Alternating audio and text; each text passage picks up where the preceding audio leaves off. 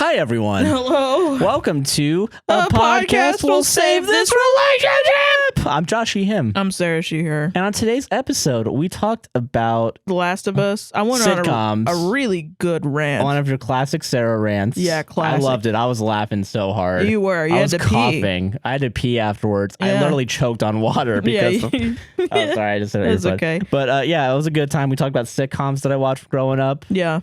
We talked about the wolf story. We only have one chapter left after this week. I So these are our know. last Next three chapters. week, it's going to be the end. Yeah, and we did some Reddit and listener stories and gave out some of the best advice we've ever given on this show. out, yeah. So you better enjoy the whole episode. Like, comment, subscribe, hit the gosh darn bell on YouTube, raise Josh 5 did a stars on banger. Spotify, and Apple. I got a banger? Yeah, one of the listener stories, you did a real good. Yeah, that was a good job. one. That was a good You did one. a good job. Yeah. Oh, the Red story was really good. I remember The Reddit now. story was great, yeah. Fucking yeah, but enjoy the show. Sorry I'm leaning so low. I'm very tired. Yeah, we're both very tired. We just recorded it, so that's why I'm leaning. Watch us decompress. in the Decompressing next time. 3 hours Yeah. of content, probably. See us go crazy. CSGO wildin'. But yeah, enjoy the show. Thank you all for watching. Like, comment, subscribe, share. You all know what's up. You know what's up. And follow us on the Instagram, Facebook, Twitter. But you know what's up. Bye, Buy our everybody. merch or Buy our whatever. merch. Subscribe. Consume. Subscribe. Consume. Consume. Consume. Consume. Thank you for watching. Love you guys. Obey. Obey.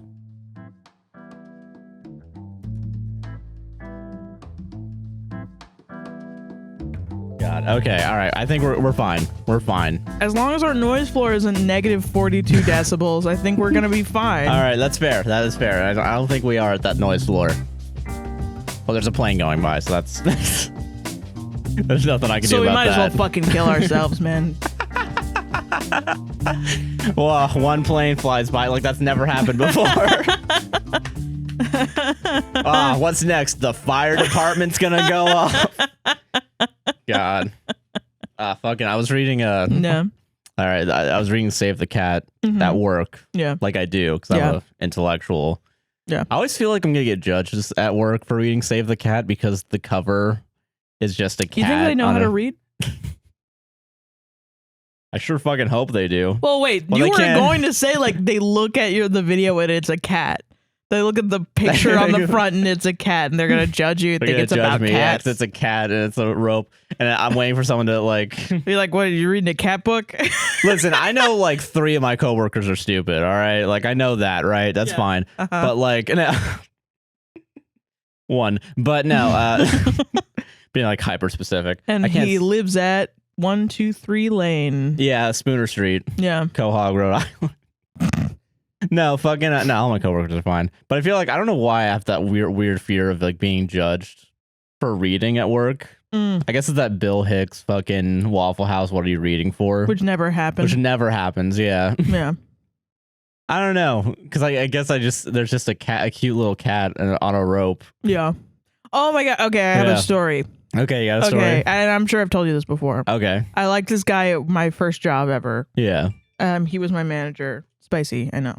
And fucking I really liked him, and he had a band and the band was bad, and that was the thing that made me realize, oh, I could do a band because this guy sucks Yeah, ass. fine, if and you can do he it, has anyone can do fans, it. you know? Yeah. You can just say my name. No, it's a different guy. And this is not Josh, because Josh is smart. Or at least you wouldn't do this. Okay, all right. Okay. At least I want to do this. Yeah. So at this job, I had a lot of downtime, but we couldn't use our phones because it would interfere with like the connection because it was all phone shit. Mm. And it was old equipment, I guess. So it would like cause like static Yeah. and shit. And it was all communication. So that was bad. So I would read a lot because I was also doing college and like do homework and shit. And then I would do all my homework and then I would read. Yeah. So I was reading Walden by Henry David Thoreau. Yeah. And it was like a Penguin Classics. It was Walden and also Civil Disobedience.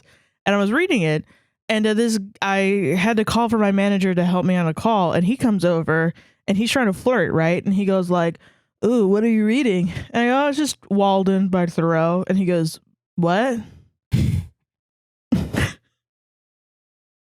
I go, like Henry David Thoreau, like Yeah. Walden. But the book where he goes and builds a house in the middle of nowhere, and Yeah. and he goes, yeah, okay.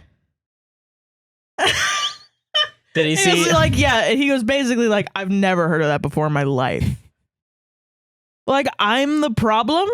And we had already like flirted, like he invited me out to go like basically on a date before this. Yeah. And then completely ignored me, which was really cool and awesome. Awesome, yeah. Like so a we good had date, this like back and forth kind of weird shit where he would flirt and then I would flirt and then he'd be like, fuck you. And then I would be like, okay, fuck you.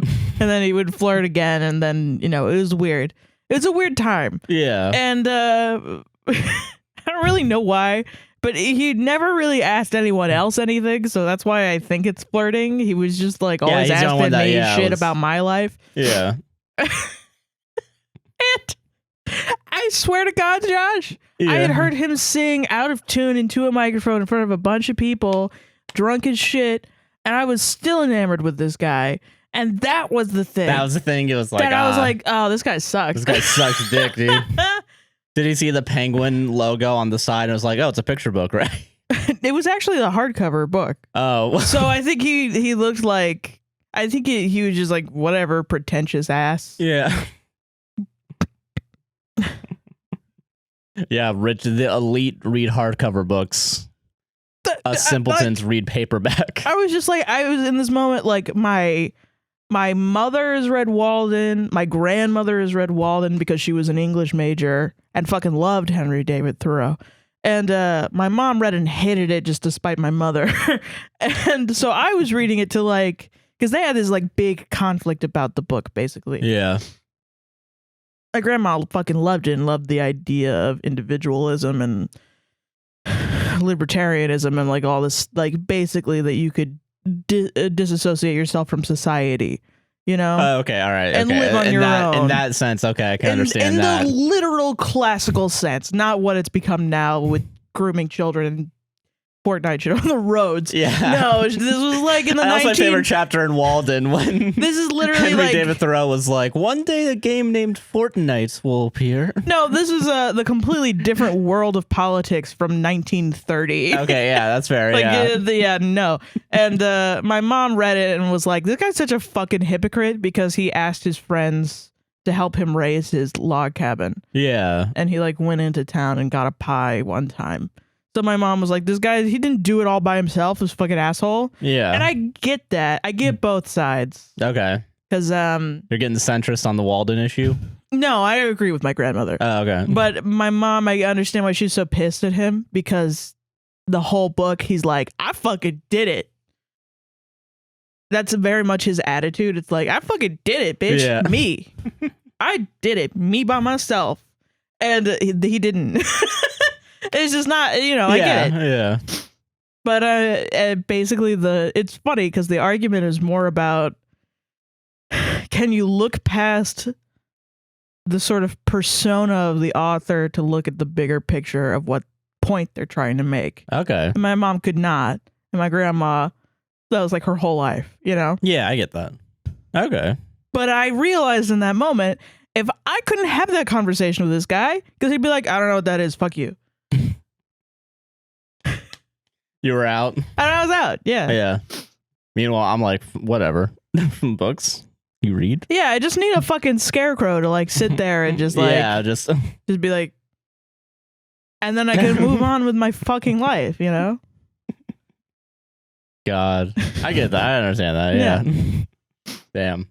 Interesting. I didn't know that. I think you've told me about that, but I didn't know that the deeper inner workings in your head about why that wasn't good, Why, what wasn't good? Or like his response wasn't good. I didn't know. Yeah. Yeah. It's just like, I literally can't have a conversation with you. Yeah. So then, therefore. Why would I do that? Yeah. Okay, I understand that. Nice. You ever meet someone like that where you're like, wow, I can't talk to you about this? Yes. No. Fucking, I'm trying to think, man. I feel like I've known, maybe this is just me being fucking autistic, but like mood. I think it's probably me being autistic as well. I don't know. I feel like with Community. Yeah. Me trying to explain Community and like as a fucking teenager in high school trying to get people into Community. Yeah. And one of my friends from like middle and high school, like reached out to me like at the beginning of quarantine and mentioned they were watching Community. And I was like, oh, cool. Hey, let me know what you think of season 4. And then like months passed, and then season 4 happens. Oh, and yeah, they were like, oh yeah, season 4 is fucking is good.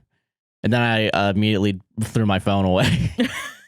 No, and like I don't know, and like I remember as a kid, like, yeah, I guess like trying to connect with people in media, with media that I like understand, and like enjoy, especially a media that isn't like mainstream. The Community wasn't mainstream for years. Only recently has it kind of become more of a like it's not at the Office levels, obviously. It's not at Friends levels. I don't think it ever will be. No, it's still a cult. It's still like, a pretty obvious cult classic. Cult classic status where it's like, if you're cool if you know it, you know? You're cool if you know it, and fucking like, And like, so like being like one of the people, it just feels so vindicated, I guess. But I had to go through a lot of the bullshit of like, oh, maybe I'll watch that. You know? Well, like, and also it was traumatizing. And I mean that sincerely. And I'm really as a joke, but like it was traumatizing watching it when it was airing. Are you fucking kidding me? Every 2 seconds we're on hiatus, we're coming back from hiatus, but we're losing this there person. Were protests. We're going to a different thing now. NBC said suck my dick, and we're gonna fire Dan Harmon. We're bringing him back. We're going to Yahoo Screen. Oh, it's over. Oh, it's done. And it's Community's fault. Community ruins Yahoo Screen. We spent way too much money on this fucking show. Even though the season clearly has less of a budget. It's kind of a graceful way to end Yahoo Screen, though. Thank God you did that, Community. Yahoo Screen sucked one ass. less fucking streaming service to have to compete with. Thank Christ. Yeah, I would have a fucking Community, like a streaming service that's just Community over and over again. Are Community you kidding me? TV, yeah. Community TV, fucking, Community Screen. Harmontown, actually. It's what you should call it. Yeah, having to go to Harmontown and listening to their bullshit every fucking week, every goddamn time, getting parasocial relationships. Dude, I remember I think it was the hiatus after season 3. Yeah. Where I walk into my house and I go to my mom. This literally happened. Yeah. So, Mom, I have really bad news. Because we were watching it every week. Yeah. And she goes, "You're pregnant." Which, by the way, I was like 14. So that's fucking weird. And I was like, "No, Mom, it's worse. Community's on hiatus." Yeah. And then we both were like, "No!" I fucking get that. I get that. Yeah. Yeah. God, there were tremors in my household. Yeah. Yeah. Fucking. Yeah. Yeah. So to go through that, right? Yeah. And then just have regular people walking around like, I don't even fucking know what this is. Well, The Office is still in its time slot. I'm good. Hey, it's this little dumb show. The Office wasn't Community that much of a cult classic, really. I mean, The Office wasn't really that like widespread back then, though. I remember it was still like the top. It was one of the top. It was a big deal. I remember Parks and Rec in my life was a lot more with the people that I knew. I think people like Parks and Rec more, but I feel like it wasn't annoying. The right opinion.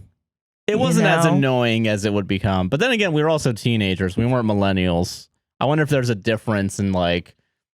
Okay, The Office is airing. This is 2013. Okay. 2013. Well, okay, hold on. Yeah. I'm gonna say something controversial. Okay. I don't think millennials are the reason that The Office is annoying. Okay, who's the reason? I think it's Gen Z.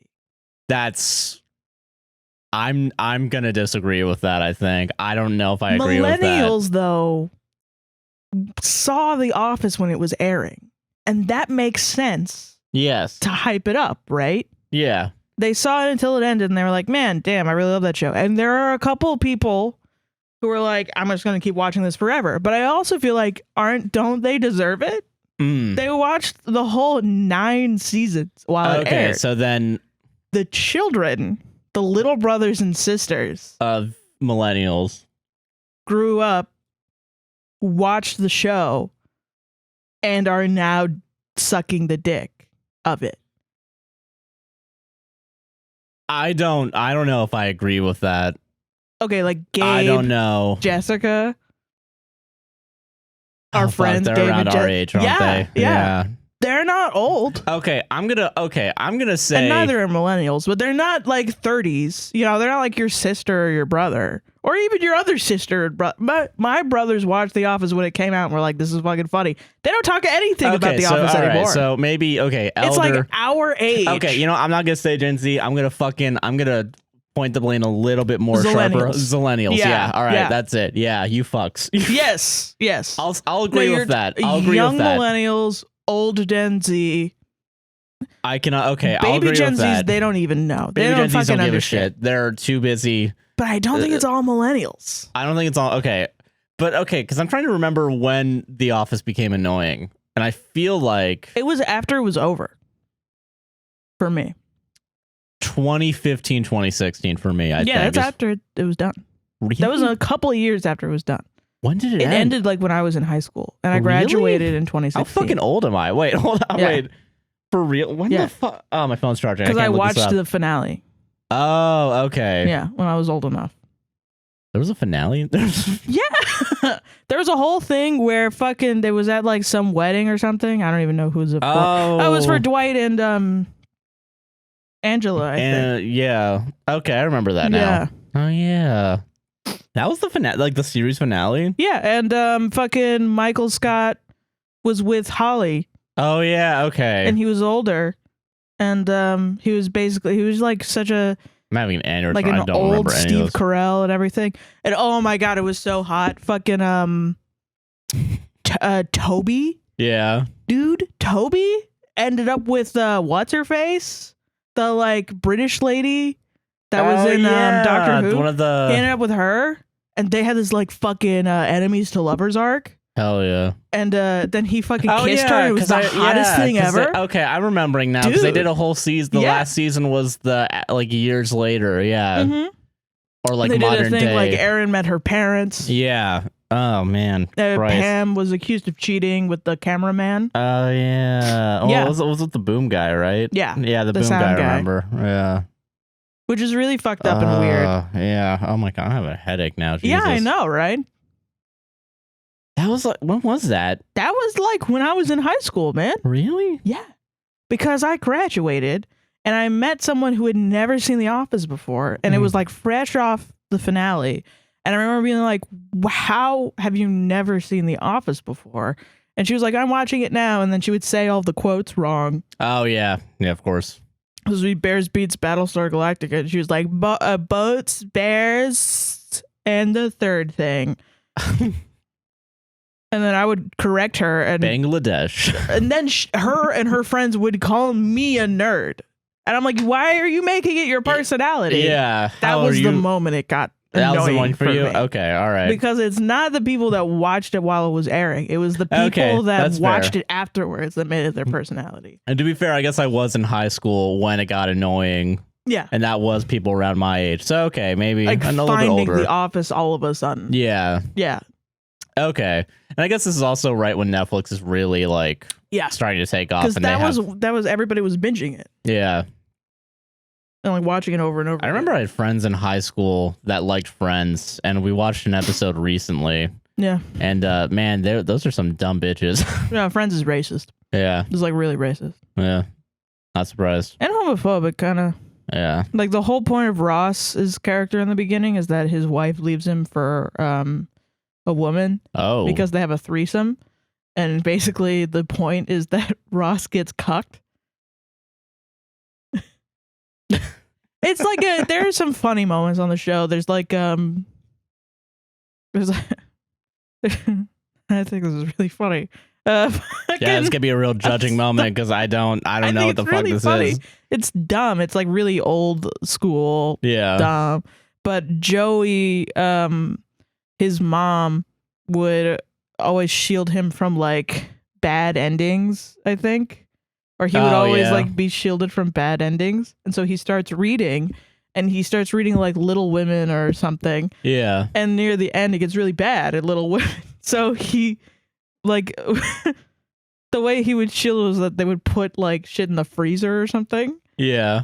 So he's like crying reading it, and I don't know, Jennifer Aniston's character Rachel comes in and goes, "You okay?" And he's like, no. And she goes, do you want to put it in the freezer? And he's like, yeah. And then they put it in the freezer. It's funny. I don't know. It's just funny. It's a little funny. But yeah, Friends and Seinfeld are both pretty racist, apparently. Oh, yeah, for sure. Transphobic. Yeah. Yeah. 90s. Yeah. I mean, yeah. Hell yeah, 90s, dude. The only good thing about 90s Seinfeld is if you put Twin Peaks music behind it, it's good. Yeah, it's true. funny as yeah, shit. I know we talked about that already. Shit. Can we talk about something that I like? Yeah, sure. Go ahead. The Last of Us. Do you not like any sitcoms? No, I like sitcoms. No. Did you grow up with any sitcoms that you Community. like? Okay, other than Community, though. Like anything I guess else? Family Guy, technically. Okay, yeah, other than Family Guy. Rick and Morty. Oh my god. Like shows that I don't know that you like. I don't remember. I mean, I liked Parks and Rec and 30 Rock, but I have not had any desire. I had a desire to watch 30 Rock again, and then gave up like 5 episodes in. That's also pretty offensive. That's pretty bad. Yeah, Parks and Rec. I don't have a desire to go back and rewatch. Really? I liked The Office, but I don't, again, no desire to go back and watch it. I remember watching The Office, like binging it as it came out, and I still didn't like it. I just liked the Thursday night lineup. Yeah. I've never had a chance. I never watched Superstore. I know it's like the new one. Yeah. I haven't watched. Like older ones, like The Nanny. Like, did you grow up with any? I didn't watch The Nanny. Didn't watch any growing Nick up. at Night growing up? George Lopez? I mean, I remember the George Lopez theme. That was such an iconic theme. Oh, yeah. But like, I never watched it. Family Matters. No. Fresh Prince. No. Damn, man. I don't remember it, at least. Wow. Like, it never left an impact on my brain. Do you ever watch any like older, like Cheers or like Wings? I tried or, like, watching Cheers and I never finished it. Really? I think I only got like maybe a season Well, in. the first episode is transphobic, I think. Yeah. Well, I don't know. I really can't remember. I watched sketch comedy. I watched Kids in the Hall and Key and Peele. Dude, yo. Yeah. Dude, yo. I would do this. Yeah. Would you watch Frasier with me? I remember watching reruns of Frasier, now that you mention it. Yeah, I'm down to rewatch Frasier. Bro.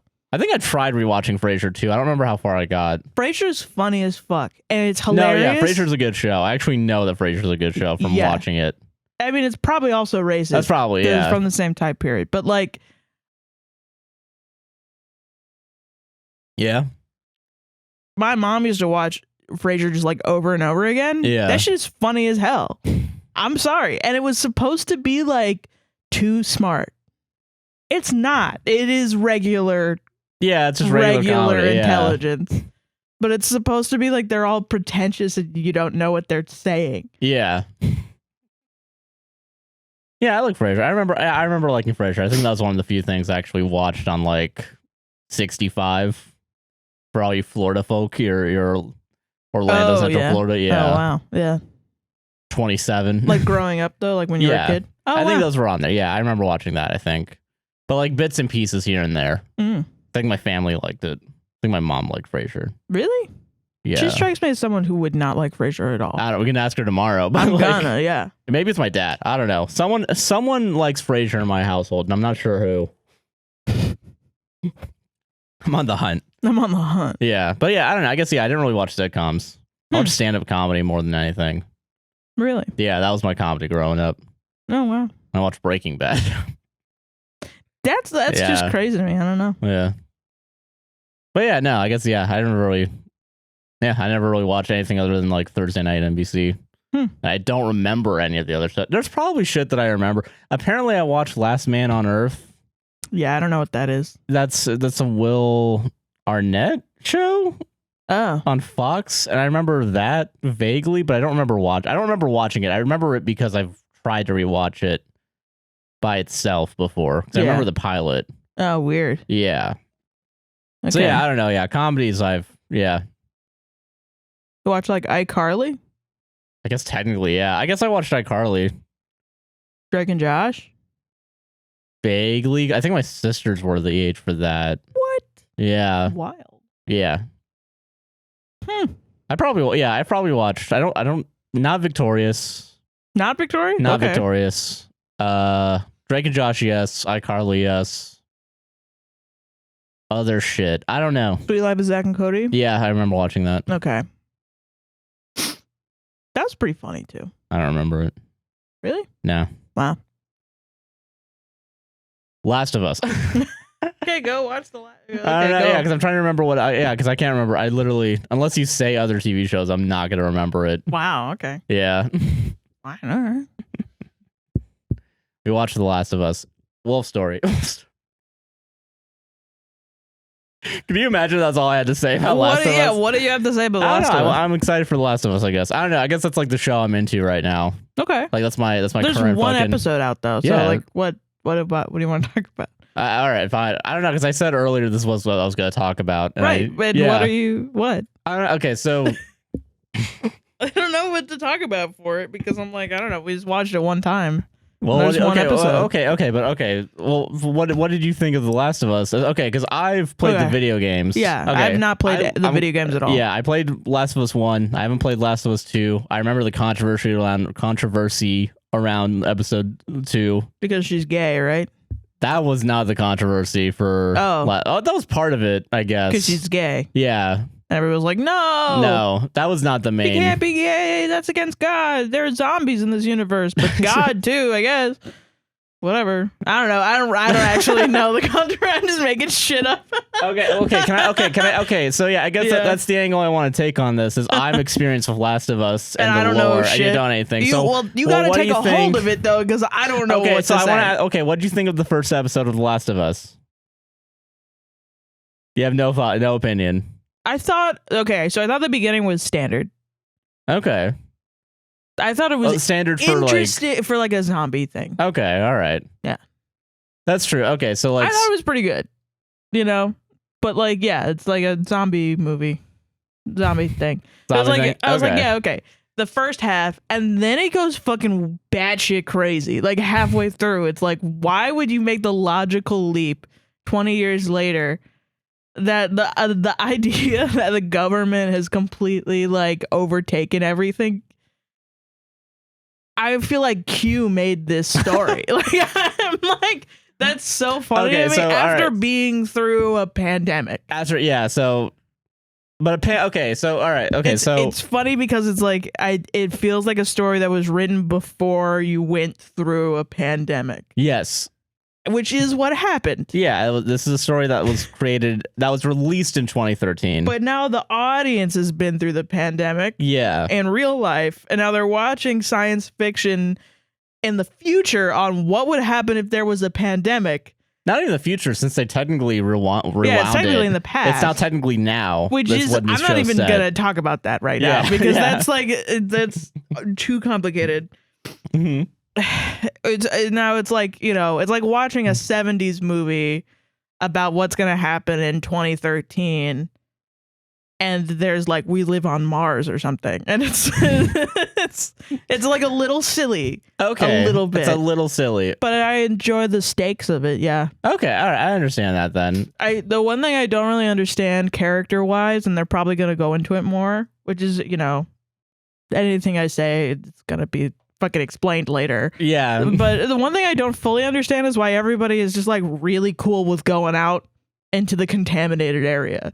Like everybody's like, apparently the dictatorship is so fucking bad and terrible that they're just like, I would rather literally breathe poison every day. That's true. And I'm trying to figure out, okay, so it's fun. That's funny to me. That's funny to you? Okay, that's fair. And they're like, I'm not even gonna get like a fucking, you know, I'm not gonna make like a suit. You know, I'm not like worried about like the effects. Okay, interesting. I'm just gonna get in this car and go. Yeah, all right. That's kind of funny to me. That's fair. Okay, because yeah, I'm trying to figure. Okay, so I don't want to spoil too much for you. Yeah, don't. This is one of the few stories where the whole thing is already the roadmap was made 10 years ago, and we're just going with it. Yeah, exactly. Yeah, and I have to change it like just a little bit for fucking people that are not familiar. I'm in a difficult position talking about it because I know the story is smarter than me. I think the story's smart, but I'm not gonna say it's smarter than you. Well, it's because you love me. No, it's because I know you know media. That's why. Oh. And I love you as well, but I'm not gonna let my love taint my opinion of your intelligence. You fuck. You should have said, you dumb bitch. I'll one up you dumb. You can't dumb do- fuck. Okay. no. So like no, because like I know that there are more things that are going to happen, and they're gonna probably be explained. yeah. But right now, from where it left us, that's my opinion. Yeah, and I will say, I guess it kind of okay, because I'm interested. Are in any this. of my things valid? Well, concerns? Like why the fuck? Like Pedro Pascal's in the game, character. yes, these are valid concerns. Like Pedro Pascal's character and his like girlfriend, wife, partner, whatever. Their plan was to just get a car battery and go. Yeah. That was their original plan. It was just like I just want to get the fuck out of here. God. Yeah, and that's Not even necessarily to find his brother, but to find his brother. Yeah, they wanted to. Which I will say, the show adds a lot more than it takes from the game. Okay. One of the big things I think, and this could change. This podcast is going to go out a day after the second episode airs. Oh yeah, it comes out tomorrow. We're coming at this from literally only the pilot. Just has the been, first episode. Yeah. In the games, there's spores that release into the air. Right, which is what you told me. So I I'm told like, you that. why would? So they might have taken that out unless they put it in this next episode. Because for the most part, the way that they get around it is just put on a gas mask. So why wouldn't you find a gas mask before you leave the city, right? Well, I'm wondering if they're just going to magically have gas masks by the end of it. Right, but that's weird. Yeah, that'll be a little bit weird. Yeah, because it's not explained. Because the way that the virus spreads in the what is it? I guess both in the game and in the TV show is food first. Yeah. Then it becomes bites. And then in the game, it becomes spores after like a body decomposes long enough or lets the fungus kind of grow and then pop spores. Oh, interesting. And then that'll be like contaminated areas. So I guess in the TV show, contaminated areas are literally anywhere that's not a quarantine zone. Right, which that makes sense, I guess. Yeah. If you can't control the zombies, then yeah. Yeah, so like you just fortify and take hold. Yeah. So yeah, I guess like it's just funny, like, well, that, like, logically, though, why would you then make the quarantine space a terrible place to live? You know what I mean? I get that, Don't you want them to stay there? Because if it's so easy to leave, it's so easy to want to leave. That, like, yeah, you just kind of... Why would you... make it so... You shoot guns at them every day. Why would you shoot them every day if it's like they're so cool with leaving? Or is it just the people that we've chosen to look at are crazy pants and they're kind of crazy pants, yeah. Okay. They're like because they're both smugglers, I guess. They're used to going in and out, and because like the only way out is like really like sneakily. But then it's kind of like the sort of the nonsensical abusive relationship of like, okay, so you're gonna make these people throw dead kids into a fire every day, and you're not gonna expect them to harden up and rebel against you. That's true, yeah. Like that's like that's why they have the faction, the Fireflies, right? You know? But like part of a tyrannical government is making sure that everybody believes in you. You know, that's fair. Why not? Why just like not? I don't want to do that. Is because of the zombies? They think. I guess, yeah. I don't know. I guess. I feel like it's giving humans like too much of a good like thinking that they're smart enough to know that they're gonna die if they go out there and do zombies, because otherwise there wouldn't be zombies if people were smart enough. You know what I mean? Yeah, that's true. Yeah. Like people are dumb. They're gonna I hurt immediately over here. I'll run over there. Oh, that's danger over there? Well, at least I'm not getting hurt. Like, that's how people are. So I don't get why you wouldn't, like, at least try to be like, I'm here to take care of you, people. Yeah, as opposed to the fascist, like, we're going to do public hangings every day. Yeah. Because you left. Yeah. I guess it was just like... Make an example. There was no really complexity to that. Okay, that's fair. It was just like, I'm going to shoot you, and then there's ropes. And everybody dies. And you're going to die for sure if you stay here. But don't leave. Okay. Okay, I understand that. And I guess like the So there wasn't really like a conflict in leaving. Like they were just like, we're for sure leaving. yeah. Which is like, yeah, no shit. But they weren't even like, well, it's gonna be poison out there. That's true. Yeah. You know? And I think that's maybe like, I know a lot of people were disappointed that the sports weren't brought up. No. Which makes me wonder if it ever will. Well, they found like a dead guy. Yeah, they found a dead guy with mushrooms coming out of him. Yeah, true. So I remember, but they didn't. But no spores. Yeah, they didn't breathe in any dangerous fumes. Like the lady was just like, "Do you think he died down here?" Like to be like, "Do you think it's down here?" And I'm like, "It's there. It's right there. Like he right in front of it you. It is now. Like I don't." God. I guess I'm like a little confused. I need somebody to explain more of it. But I understand it's the first episode. Yeah. So okay. That's fair. That's fair. Yeah. Do it yet? That's true. Yeah. Yeah. And it really does. I guess. Yeah. Maybe like. I like when shows do weekly release schedules now. I'm tired of fucking binging. Yeah. But I guess it is kind of, in this case, I'm still gonna say it's a good decision. I think people are gonna be hooked on it. I think this is a good way for people to, for people who haven't played The Last of Us 1, and then eventually I think they will make a second version of this for the second game. Yeah. I think like it didn't like hit me as hard as like other pilots have, but also it didn't really disappoint me that much. Like I'm excited to watch the next one. Okay. That's, yeah. But also I'm like, I didn't really think about it this week. That's fair. Okay. I've been thinking, I'm like Pedro Pascal. I'm ready. I'm fucking ready. Yeah. I've only really thought about it when you bring up Pedro Pascal. Yeah. That's But I don't think that counts. That totally counts. What are you talking about? But no, fucking yeah. What was I saying? Yeah, I guess like because then like you have, I think it's annoying to some people who've played the game that know where it's going, because then if you take something out that was introduced early on and then you bring it up later, people are gonna be like, oh, come on, it's a little shitty. But I don't know. I think the show is doing it right, adding more context. I think adding more context. So there was less context in the game. Yeah. Wow. So like, okay, so like in the game, you don't get the context of like the first day. They don't set up a lot of the Joel and his daughter Sarah. Wow. Mm-hmm. Like the game starts the night that Joel comes back from his job. Yeah. So like there's not, the neighbors aren't in the game except for like they chase Joel down and Joel shoots him in front of, Yeah. But which I guess is kind of interesting that they made the brother, or they made Joel just like whack instead of shoot the fucking person that was coming out attacking. Yeah.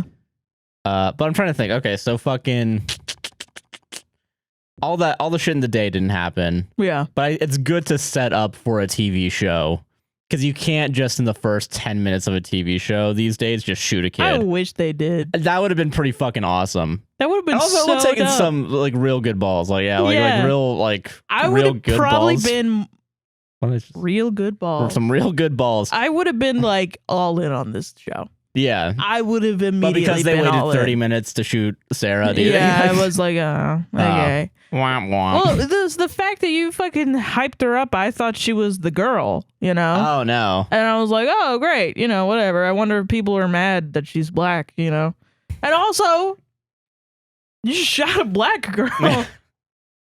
Like, yeah, and then it's been I pretty got disappointed. I was like, damn it, fuck, Yeah, okay, I get Which that. I guess is what you're supposed to feel, whatever.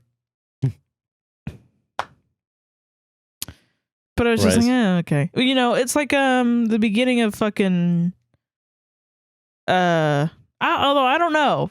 Maybe this is the right way to do it, because like the beginning of The Walking Dead, I remember like it's burned into my brain. Yeah. But I never watched anymore.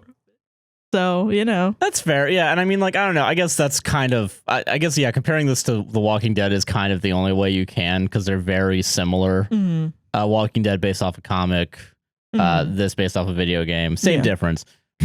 No, they're not. No. But, so, like, I don't know. I guess, like, okay, to me, it's like, all right, writer's room. You got Save the Cat. Yeah. Framed behind you, right? Yeah. Like, okay, how do we make this game that is a linear story, but how do we make this interesting for anyone to watch? Yeah. Without there being a physical, like, the reason Video why you're game attached controller. to it is Yeah. because you're playing it. Right. You know, which is interesting to me because I know a lot of people were pissed off at the second game because I was watching a Donkey video about this recently where it's like the decisions made in the second video game requires you to be detached from the character you're playing as, which I think will make it for a better TV show because everyone likes the story, but no one likes the fact that they had to play as the characters because no one was able to actually make decisions that they would have wanted to, I think. Oh, wow. I think it's kind of like, I'm very much paraphrasing That's here. interesting. Yeah. In game design, that's really interesting. Yeah, because like to spoil the second Last of Us, Yeah. you play as two different characters that are basically like kind of revenge plotting. One character's planning revenge on the other one, but then you play as the other one and get sympathy for that one, and eventually jump back to the other one. Oh my god! And like an almost like a fight to the death, pretty much. Holy shit! Yeah, which explaining it is like kind of cool, right? Yeah, it sounds dope. But you're playing as both of them, and you're like, so you're detached from yeah. you're attached and detached to both of them. Wow, which is all kind of cool. It's pretty cool, yeah. But with the first one, it's like such a linear story that you have to add more to it to make it last a like 8-episode miniseries, season 1. So I just got to be honest, man. I think I just don't like zombie stories. That's fair, and I mean, like, yeah, it's very interesting. Like, I'm into this one because I think it eventually becomes a lot less about the zombies. Well, okay. Well, maybe let me rephrase that. I think I don't like apocalypse stories. Okay, that's fair. That's fair. Because if there's no, I mean, you know how I am with apocalypse shit. You know my whole thing. Your plan, yeah. My plan is to sit down and die. Because if it's like there's no fucking hope for like the same shit that I've been doing, I'm fully spoiled. I'm 100% spoiled by what we have. If you have to put me in the woods for a weekend, I could do it. A week? If you told me that I had to live the rest of my life out of the woods, I would just lay down and die of exposure. So I guess it's like it's really hard for me to put myself in these things where everybody immediately has the will to live. Oh, okay. And I'm just like, I don't have that normally in my couch, in my bed, with coffee every day, with food every day. I don't have that even when I can pay my bills or like hug my cat. I still don't want to live. So what in the world makes me think that I'm going to want to fucking live if I go outside? That makes no sense. That's fair. Okay, that's okay. I understand that. Okay, I can understand that not being appealing then. Because it's like, what am I doing? Like, you know, what the fuck am I doing? This is so dumb. Okay, all right. You know? And like, why don't like this is so dumb, Sarah Heron on The Last of Us. Yeah. Clip that, guys. Clip that. They're just everything. I'm just like fucking, you know, I don't know. And there's a bomb.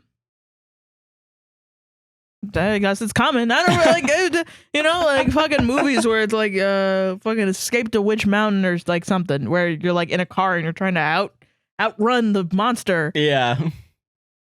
For what? He's gonna find you. He's gonna find you, dude.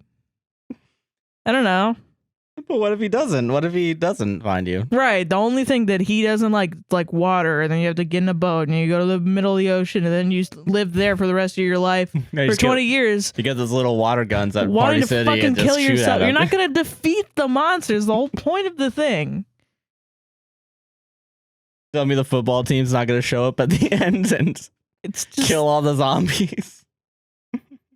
And even then, you will have changed by the end of it. It's the whole point of a story. You know what I mean? And that's nothing new. Yeah. You could tell that with a Holocaust story. That's more moving to me than we're making up an atrocity. It's already happened. Are you fucking kidding me? Just read Stars by that fucking guy, you know? Yeah, okay. All right. Like this, like it's the same thing. I don't know. What's that tweet that you retweeted by I think Jack's saying, where it's crazy to think that The Last of Us happened 2 years after 9/11. The TV show changing it. Well, things are never gonna be the same, and then a zombie outbreak happens. That was so funny, dude. And then somebody else was like, "If the Last of Us should have more Pirates of the Caribbean merch around."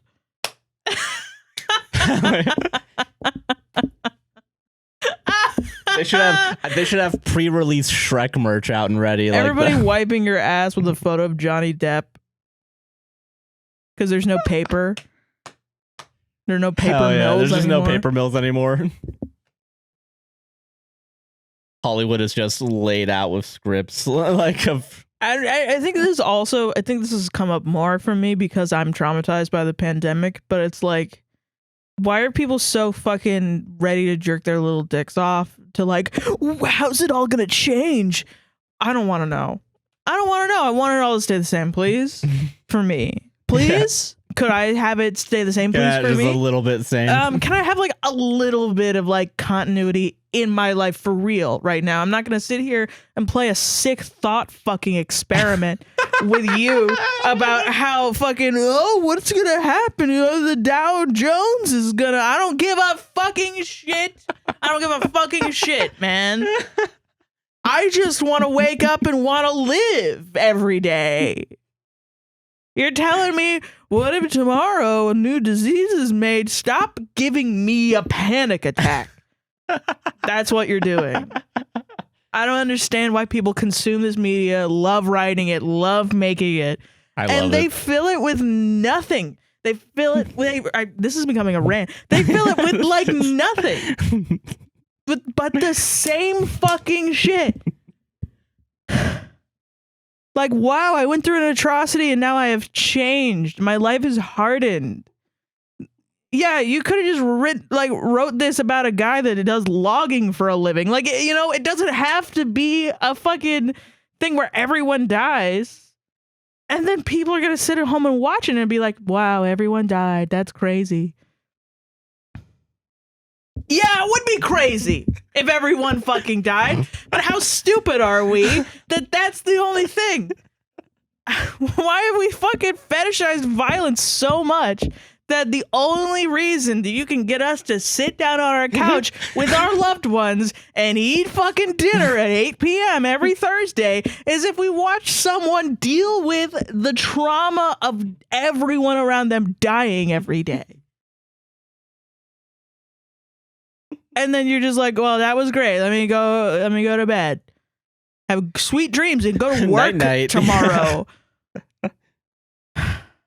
I hate Mondays. But I love Thursdays because I get to watch blah, blah, blah. I don't know who's going to die this week.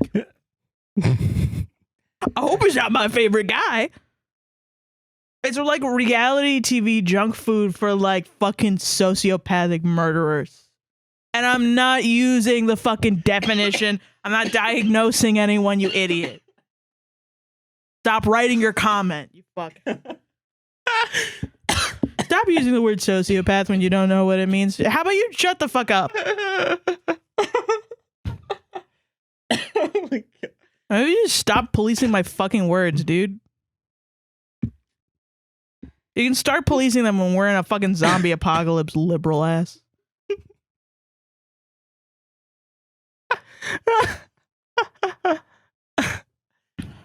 So not a fan. I just don't like him. Yeah.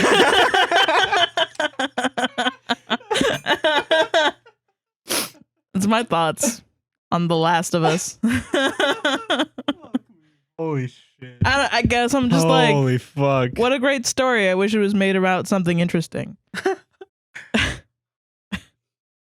Ladies and gentlemen, for our first guest, Pedro Pascal. What if all the cars stopped working one day?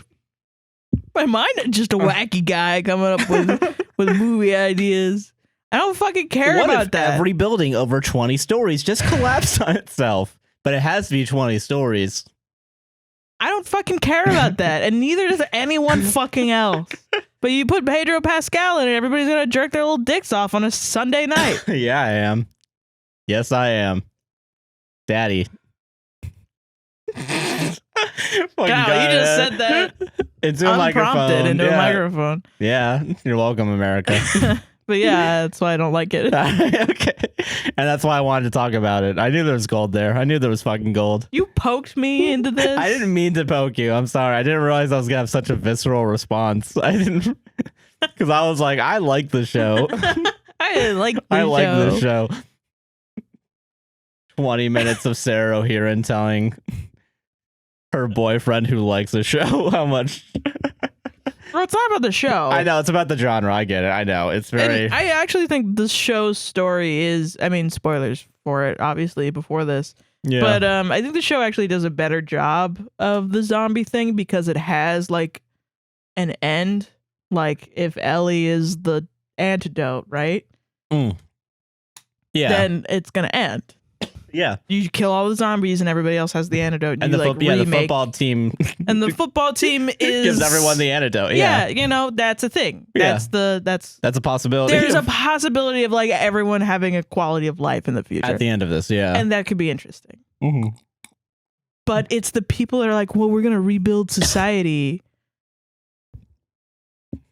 But you don't know how to get rid of the brain eating monsters. The fungi, yeah. My dude? My guy, yeah. Fuck me. And I guess I'm just like, I guess this is really what it is at the core, right? Yeah. I'm depressed. Okay. I have always been. Hopefully will not always be. Yeah, there's hope. There's hope at the end. Well, that's the point. Yeah. I think it would be really annoying to have to live with a bunch of fucking strangers who have to have hope to live. Because I know that if I live with them, I'm going to be like, man, everything sucks. And they're going to be like, shut the fuck up, Sarah. We can't say that. We're all going to die. We're all going to fucking die, yeah. And then I would go kill myself. Because Because everyone else is. I'm sorry, nobody's making fucking Lexapro anymore. So I can't walk around and have a good attitude. Sorry. I'm useless, my guy. So that's why I can't do it. Is like, okay. I don't have the capacity for hope. Oh, okay. I understand that. And at some level, I think hope is annoying. Because I'm depressed. That's the Instagram. I think that's the... Yeah. Damn. But yeah, no, I understand. Okay, I can understand that. And then, yeah, having to be surrounded by a bunch of hopeful people. Yeah, that would make me want to kill myself. Yeah. Yeah. All right, that's fair. It's just, And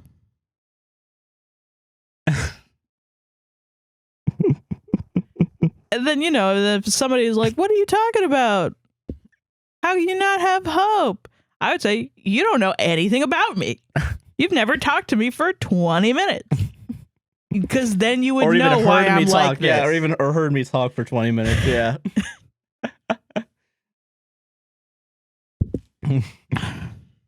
I understand your reasoning, though. I do understand. I can understand that. Yeah. I love that shit, though. I love it. Sick fucking thought experiment. Sick fucking. Is it all catching up to you? Every word you said in those 3 minutes? I'm really funny, man. Go watch The Last of Us. Ooh. Sarah here approves. It was good. It was good. That was fun. I gotta take a piss. Okay. And then we do the wolf story. We do the fucking Yeah. Last of Us versus Wolf Story. Which wins? Wolf Story. I think it's gonna get really good in the last 3 chapters. I think it's gonna fucking. This is your hope. I think it's literally going to be in the last 3 chapters. It's literally going to be like the Iliad. You know what I mean? Okay, like, all right. Fucking the perfect novel. We're doing the last. We're doing 2 and then one last one. The last of 2s. The last of. Okay, all right. Let me find this thing. Yeah, let's talk about something good. Let's talk about the wolf story. Oh, can I? Oh, shit. Can I talk about the sentence we got wrong last week? Yeah, and how many people have? Thank you all for the comments. I need to DMs about it. You got DMs about like literally no one fucking DM'd me Although about it. they were nice. They were nice about it. Yeah, you guys have been nice about it. Thank Yeah. you. I can't stress enough how brain dead we are during these segments. Yeah, you got to really understand that You we gotta are really stupid. Have a little bit of empathy, guys. Yeah. Because this wolf story has drained so much energy trying to remember everything that happened, even though everything doesn't matter. You know what I mean? Yeah, I know what you mean. This is my I'm gonna go into a 20-minute rant about storytelling. Yeah, fun. You know, this is my okay. Because like you don't introduce a character 50 chapters into your book that's like another characteristic, a point of conflict, right? You don't do that. Yeah. Like, I don't know. I feel like once you do that, I think, replacing the word chair with chain is not going to be the first thing on my mind. I'm going to have more issues. Yeah, and as I'm reading it, I'm just trying to read literally the words. Yeah, and it's hard. I don't know. it's hard, guys. It's hard. Okay, listen, you do it if you think you could do it better. You guys fucking do it. This is free content, okay? This All right. This is a gift. This is our gift to you every once a week in a 66% on average. All right, chapter 28. Three more chapters. We're doing 20 and 29. And then 30. Last week will be the finale, and we can all go home. Oh my fucking God. We can call the show off. We can cancel the show after that if we wanted to. Last day. Oh, right. So what happened was Kara went to Ryder's room. Yeah, and then they had a fight, and then she... No. Oh, to talk, They just went to talk. Okay, and then... Okay, are you ready? Yeah, because then before it was the Moon Goddess and the whole Tyler. thing. Yeah. All right, yeah, okay. We know what's going on. I think we know what's going on. Are you ready for this fucking bombshell? Yes. Ryder's POV. I'm gonna fucking lose my shit. You gotta be... come on. Come the fuck on. Come on. Are you fucking with me right now? We're playing it up. I'm playing it up a little bit. Okay. Ryder's POV. I'm sick of this. I'm fucking sick of this. Well, here we are. Nope. That's not what I meant. Okay. All right. Okay. I'll say it again. Okay. Ryder's POV. Ryder's POV. Chapter 28. Well, I ask Kara. There's a lot of things I need to say to you, but there's something I need to say before anything else, she says, rushing her words. Why did we switch perspectives? Dude, you're asking this for like the 20th time. I know. But like why? I know. Like fucking why? Okay. Which is, I ask impatiently, I'm sorry, she says quietly. Hell yeah. I stop fidgeting with my hands and I stare at her. What? I ask.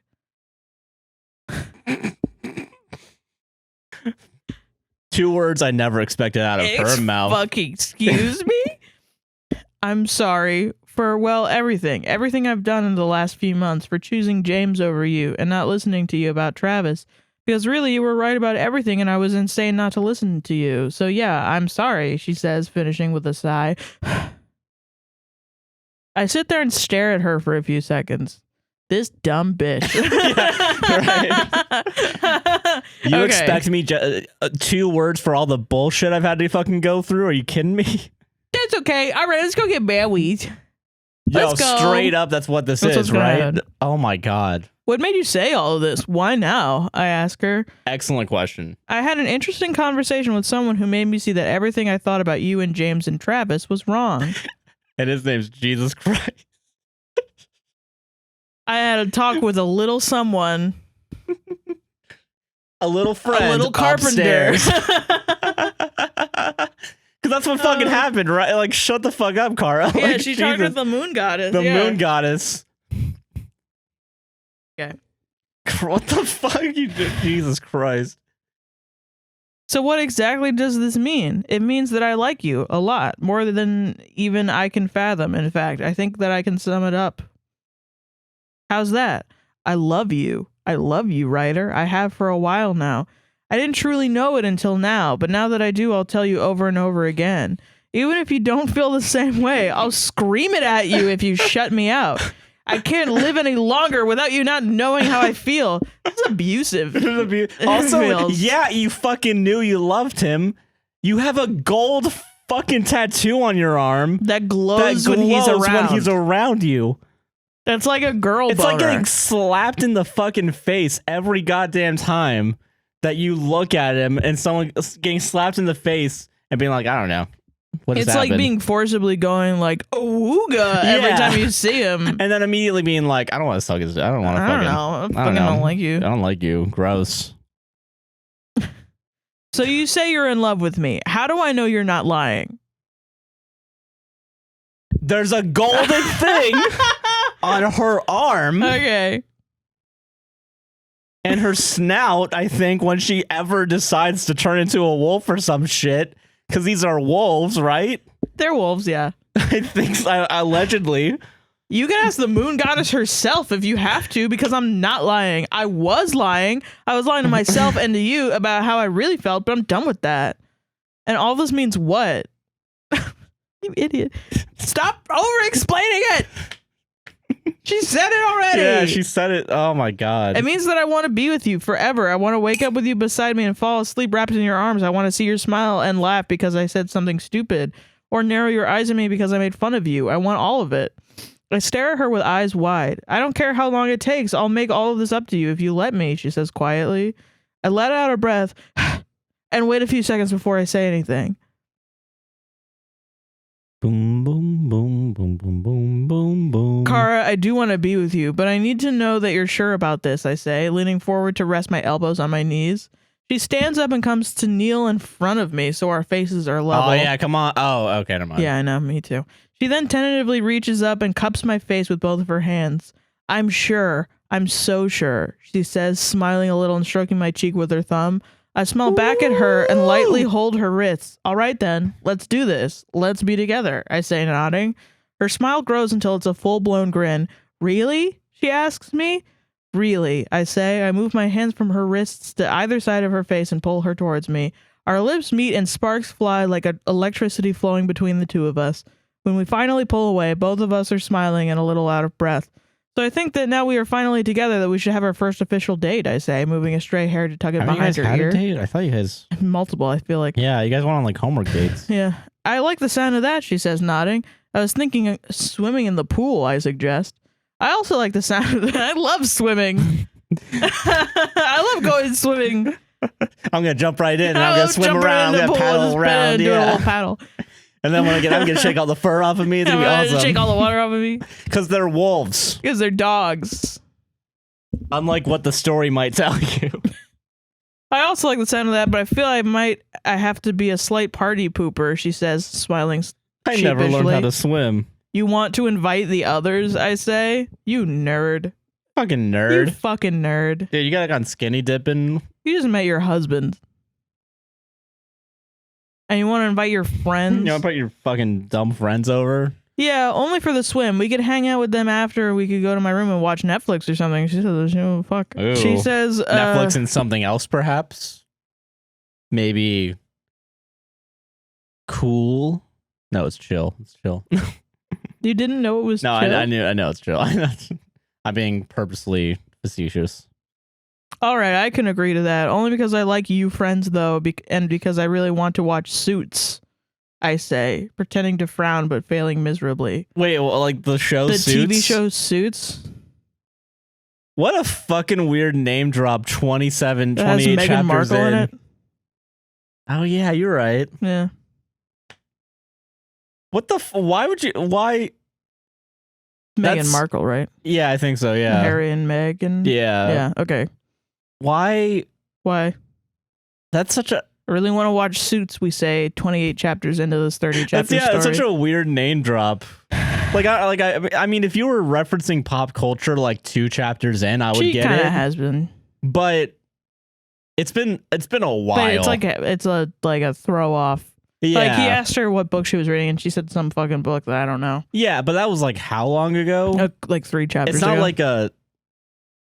No, it's not like a steady. consistent, yeah. This isn't fucking Community. You're not Abed. Right. It's not like a comedy thing. Suits it is. Come on, let's tell the others, she says, standing up and pulling me up with her. I grab her hand and slip my fingers between hers. She looks down at our hands and grins. Let's go, I say, tugging her hand and leading the way downstairs. We find the others in the lounge. They all look up at us when we enter the room, and their eyes immediately fall on our clutched hands. Claudia smiles at first and lets out a little squeak. Eek! She sprints over and wraps her arms around Kara. Kara almost falls at the sudden weight that crashes into her, but manages to keep her balance and hugs Claudia back with one hand while the other stays clutched in mine. You could let go. You can let go. Yeah, come on. They're only been dating for a day. You guys can chill out. Chill. Claudia lets go, still grinning, and wraps me in a tight hug next. And when she's finally done hugging, she steps back and turns to Connor and Elliot. Do you see that right there? They're holding hands. They're together. Finally, she exclaims, pointing and mine and Kara's joined hands. Yes, Claudia, we can see their hands, Elliot says calmly, pissed off. Yeah. Oh my. Yo, you can't you can't do this to me, Ryder. You can't. No, don't make me right. I don't want to be right. I want to be so fucking wrong. Oh my God. Are you fucking... That would be so awesome. They both frown. Claudia, yes, Claudia, we can see their hands, Elliot says calmly. Connor nods in agreement. But this is big. I've been waiting months for the two of you to get together, she says, pointing at the two of us. Congratulations, guys. Connor says to us, yeah, congrats. Elliot says he's pissed off. Fucking no, yeah, no, please. Please, no. God, no. Oh my God, you gotta be fucking kidding me. You're mad that he likes her or something? Yeah, because I predicted this. And predicted what?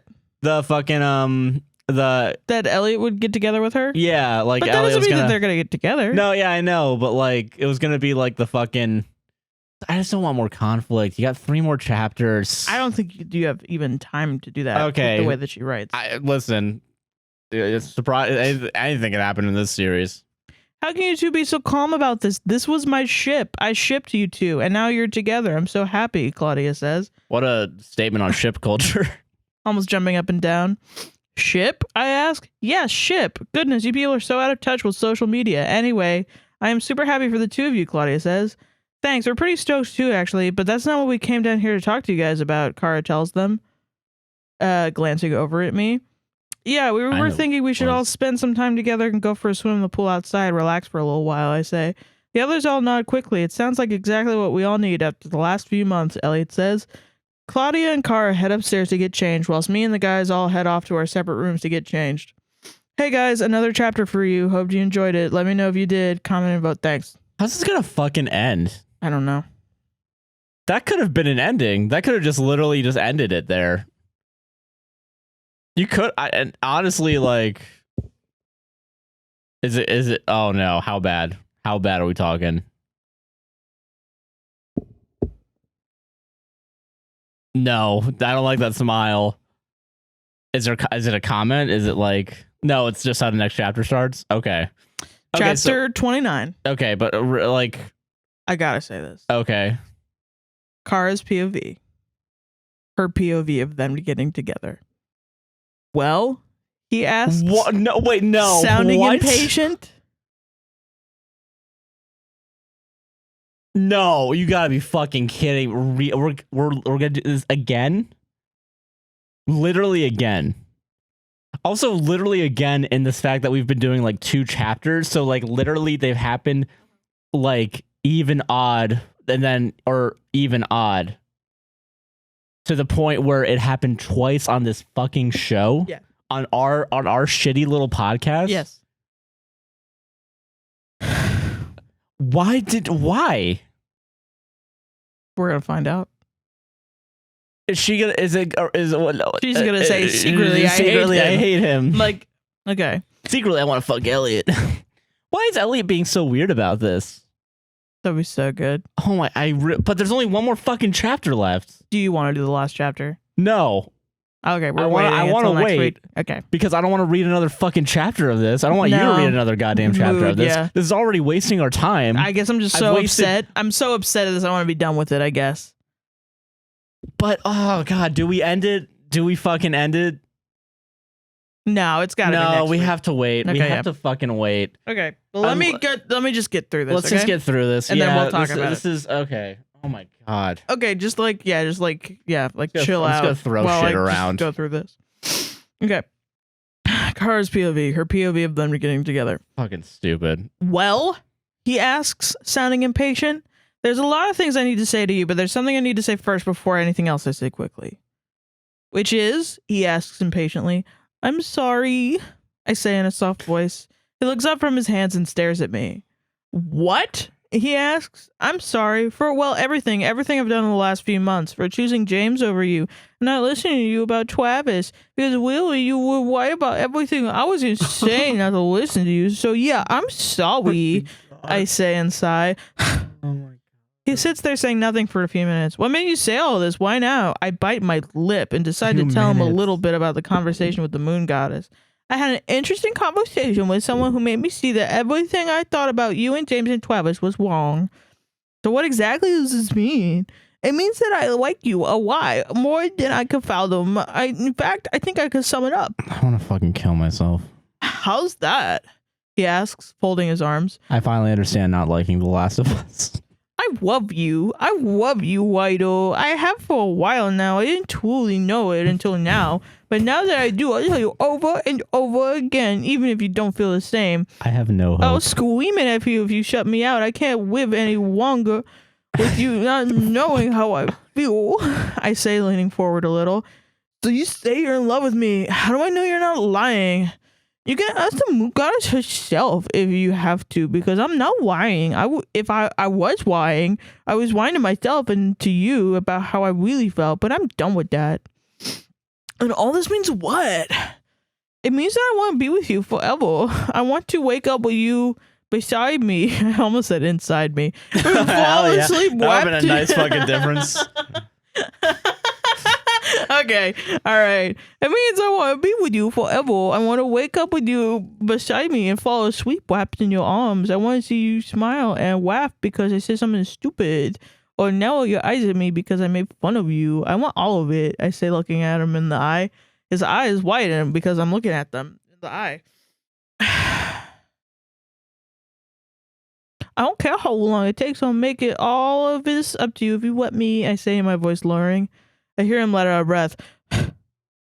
Kara, I do want to be with you, but I need to know that you're sure about this. He said, oh, wait, sorry. Kara, I do want to be with you, but I need to know that you're sure about this. He says, resting his elbows on his thighs. I stand up from my chair and kneel in front of him so our heads are level. I slowly put a hand on either side of his face. I'm so sure, I say, smiling and stroking his cheek with my thumb. He lightly wraps his hands around my wrist and smiles back at me. All right, then. Let's do this. Let's be together, he says, nodding. No context has been added so far. Yeah, literally none. Literally fucking, this is such a waste of goddamn time. This is literally just padding out the so like, they're just gonna fucking swim and that's the end? Why didn't you just end it at that last chapter then? Even our neighbors are so pissed off they're banging at the fucking floor. Yeah. They're so pissed, and I don't blame them. My small smile slowly grows into a grin. I almost want to laugh at how happy I am. Wee, I ask, making sure my ears aren't deceiving me. My big floppy dog ears. Really? Woof woof. Woof oof. It would be so funny if like they changed it, but every word was just woof woof woof, and that's rough, her rough, rough woof woof rough. Ow. Howl, yeah. Willy, he says, and lets go of my wrist and instead takes my face between his hands, much like what I'm doing. He puts me in, and our lips meet. Tingles spread from where our lips have met all the way down to my toes. When we pull back, we're both a little breathless, and there's no way of containing my smile. So I think that now we're finally together, that we should have our first official date, he says, tugging a piece of hair behind my ear. I like the sound of that, I say while nodding. I was thinking swimming in the pool, like doggies do, he says. I like the sound of that, but I feel I may have to be a slight party pooper because I have to go poop like doggies do, I say, and smile sheepishly. You want to invite the others, he says. Yeah, only for the swim. We could hang out with them after. We could go to my room and watch Netflix and fuck or something, I say, praying he'll say yes and won't be offended. Oh my god, I really... Okay. There's some context. We did it. You got one. One word. Keep your folks at home. Check off one tally. All right, I can agree with that, only because I like your friends, though, and because I really want to watch Suits, he says, attempting to frown, but ending up smiling. Man, Suits it is. Come on, let's tell the awkward. others, I say. So fucking awkward. Then stand up and pull him up with me. He takes my hand and entwines his finger with mine. I grin down at our hands. Let's go, and then tug him with me by our joined hands. The others are still in the lounge where I left them. As soon as we walk in, all eyes are on us, and then on our joined hands. Claudia reacts first. She grins and lets out a high-pitched squeak. She jumps up and runs towards me, wrapping her arms tightly around me. It takes A second for me to adjust to the sudden weight bolting into me, but I wrap one of my arms around her waist but keep the other hand in Ryder's. Claudia finally lets go of me and instead wraps Ryder in an embrace. She lets him go and takes a step back. Do you see that right there? They're holding hands there together. Finally, she almost yells, jabbing her finger at Ryder and my hands. Yes, Claudia, we can see their hands, Elliot says in a usual calm voice. Connor nods too. But this is big. I've been waiting months for the two of you to get together, she says, almost jumping up and down and pointing at us. There's one comment. Let me see. Oh, there's like someone actually commented? Is it we just went through this? Another repeat. Blah. Good. Yeah. Good. I'm glad someone said it because I would have said it. Why did they wait so long to comment it? I know. Did they just realize? It's like, what? Wait a minute. I just read this 20 lines down. I do get like halfway through. You're like trying to see if there's anything. Yeah, that's fair. But like, yeah. Congratulations, guys. Connor says, how can you two be so calm about this? This was my ship. I shipped you two and now we're together. So I'm so happy, she says, looking like she might just faint from excitement. Ship? Ryder asks, voicing the question we were all thinking of. Yes, ship. Good news. You guys are so out of touch with social media. Anyway, I'm super happy. She says, lessening her smile a little so it looks a little less crazy. Okay. I guess that they just learned that Kara is still kind of a judgmental bitch. Yeah, she's learned nothing. We've learned nothing. Yeah. There's actually no growth, as laid out in the Blake Snyder beat sheet. Thanks. We're pretty stoked too, actually, but that's not what we came down here to talk about, I say, looking over at Ryder. Yeah, we are thinking we should all spend time together and go for a swim in the pool outside, relax for a little while, Ryder explains. The others nod. It sounds exactly like what we all need after the last few months, Elliot says. I hope the last chapter is just like a bomb goes off and everyone dies. Like, you know, the end of like I hope it ends like The Sopranos, like mid-sentence. Extreme volleyball. Yeah. Where the I hope it ends like Breaking Bad did, where Walter White's just laying down. And the camera pans over him as he bleeds out.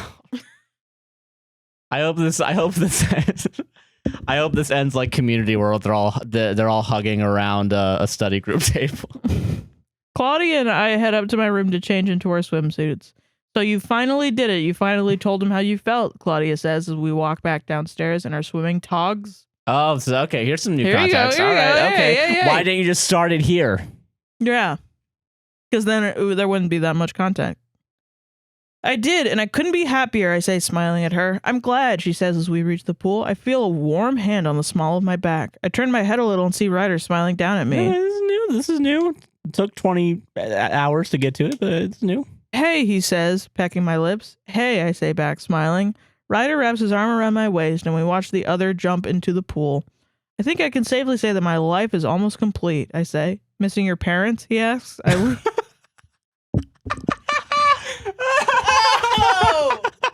He just went there. Worst thing to say, new boyfriend. Dude, imagine. Okay, 6 hours into our first date, you just go like, what, you missing your dead dad or something? Or some dumb shit like that. Oh yeah, after we fucking... After watching fucking Sorry to Bother You and that Tommy Wiseau movie, we're just laying, we're sitting, we get back to my sister's house and we're on the couch and you ask after I sucked your dick. Yeah. I was thinking before that when you asked me to kiss you, it was like, well, like kiss you like your dead dad. Wouldn't have like some horrible shit. Yeah, fuck you, yeah. Yeah, just like the worst possible thing to say. Yeah. My God. Oh. Okay, missing your parents, he asks. Yeah. You know me so well, right? Ooh, okay. Missing your parents, he asks. I lean my head against his shoulder. Yes, but you make me happy, Ryder. Sometimes I forget for a while. I feel almost like you're my dad. Not alone, I tell him. Hey, I know your parents just died, but you know what you should do? Get a boyfriend. Make all your troubles go away. You'll forget. Yeah. You'll forget about your dead parents. Fuck the pain away. That's what this story is about. Okay. You'll never be alone. You've got all of them, he says, pointing at our friends. And you have me, he says, turning me to face him and wrapping his arms around my waist. Wow, we learned that from 29 chapters. We learned what in 29 chapters. We finally got there. We got a lesson that we learned in literally 6 episodes of Community.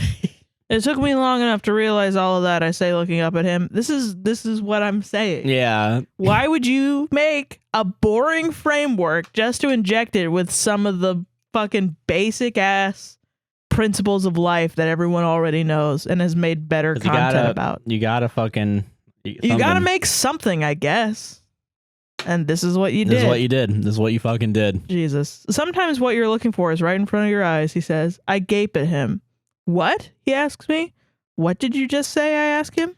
This can't be a point of conflict. Go fuck it. Wait, hold on. Sometimes what you're looking for is right in front of your eyes, he repeats, looking at me weirdly.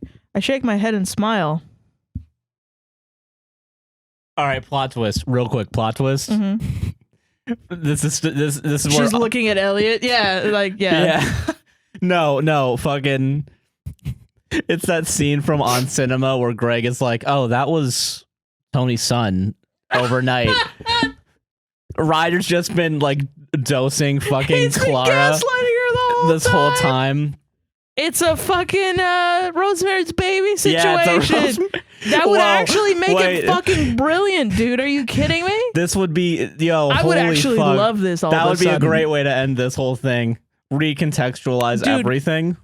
Honestly, and I really think this, you can make any boring piece of shit that you want as long as you end it with the Rosemary's Baby ending scene, and it will be fucking awesome. It will be fucking awesome. I hope so. I will watch it and I will love it. Okay, this might be the redemption arc. This might be the redemption. But okay, so what does she do after she hears that? Okay, everything okay, he asks. Actually, everything is perfect, I say. I take his hand and pull him to the edge of the pool. I don't think it's a Rosemary's Baby. I don't think so either. You first, he says, giving me a light shove so I fall into the pool. I manage to grab his wrist and pull him in with me. We both fall in a big splash. I was happy. I didn't have everything I wanted, but what I had made me happy. Hey guys, quick update for you. Hope you enjoy it. Vote and comment. Of that chapter. We have one more chapter. So then wait, what's the next chapter, right? What can it be? I know. I'm gonna do a quick. Because part of me is like, what if that's the end? Yeah, and then and then the next one is like 2 sentences or something. Like 2 sentences of like the writer giving an update, like doing like some sort of dumb Q&A. Exactly. Because that both of these chapters sounded like they could be endings. Yeah. Maybe that was the end, dude. That might be the end. Wait, for real? For realsies? Holy shit. Yo, if I have to do... I was planning on doing an edit. Is it not the end? Even our neighbors are like, no. Okay. It's not the end. Okay. Oh my... Okay, thank God. I have another week to prepare the intro I'm going to have to do for this podcast. Okay. The next one, I'll give you a hint. Yeah. 1 year later. Oh, like The Last of Us. That's our show, year? everyone. Good night. That was No, it was 20 years. It was 20 years. That's our show, everyone. Good night. We got one more, and then we're fucking done with this. We're free. And now I get to find some other piece of shit to read on this podcast. Well, we're gonna read My Immortal, right? Oh yeah, we are. Yeah. We're not gonna go too hard on it, but I'm gonna go super hard on it. I mean, I can't wait to read it. High key. Should I do that next week, and then we tease everyone? Well, yeah, because my plan for next week was, remember that one time when we got real big off of Reddit and I did the previously on a podcast Saves Relationship. I was gonna do that, but super cut like the beginning, all the way up to. Oh, that sounds cool. Just see us grow and progress through this fucking story. Because we've done this for at least. Assuming we've done 2 chapters a week, almost 15 fucking weeks now. Which we did not do the entire time. We did. We've probably been doing this for like 12. Unless we only did 1 chapter every once in a while. We might have only done 1 chapter a few times. I think so, we did. Maybe like 15 weeks worth of this. That's crazy. Months. It feels like forever. It feels like we've been doing this since like we're ending this next week. I hate this. That was fucking bullshit, dude. Yeah. Because this is just an epilogue now, right? Like we've done the main bits of story. Yeah, but there's an epilogue, yeah. So okay, I mean, I don't want to. And it's pretty long. It's pretty juicy. So Okay, it's so that's good good. enough. It's good enough to wait. Okay, because like I'm gonna be because like there's obviously no more conflicts, like major conflicts. Yeah, because it's gonna be minor shit in the epilogue. Yeah. And it's not also this also isn't the first time we've done a time skip. No. The beginning we did a time skip. Yeah. So I guess okay. So now contextualizing this. Yeah. Prologue, story, epilogue. What do you think's gonna happen? Fucking nothing. I mean okay, I will say something happens. Okay. Someone better fucking die. I wish. That's not what happens? Okay, because that's where my hack brain goes. Maybe. I didn't read it, so. Okay. Because, like, fucking... I'm trying to think, like... It's gotta be related to Alpha. Yeah, there's kids crying. I'm sorry, neighbors. I'm yelling because I'm fucking autistic. And I okay, so, like, I mean... What can it fucking be? Because, like... Do you want me to say? Do you want me to spoil it? No. Okay. Someone's got to be Alpha.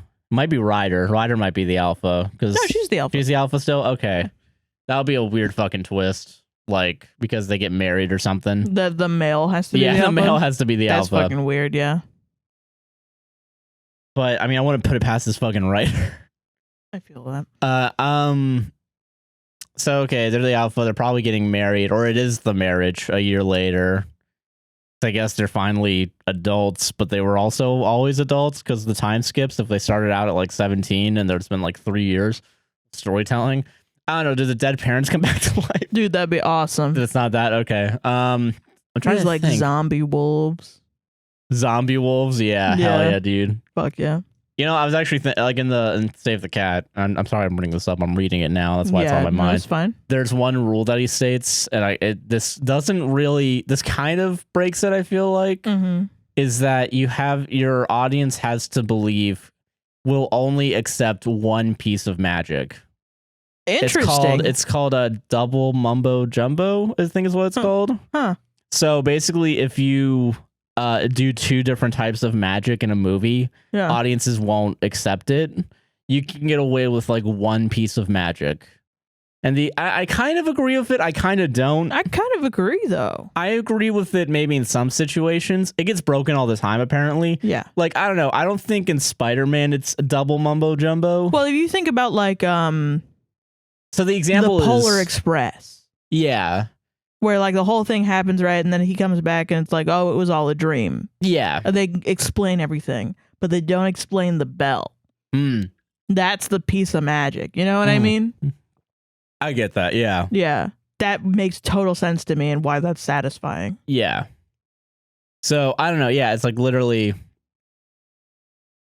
I'm trying to think because like, what do you mean Spider-Man?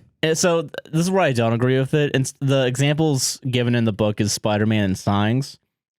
And I don't think these are great examples of it. In Spider-Man, it's Peter Parker gets bit by a radioactive spider.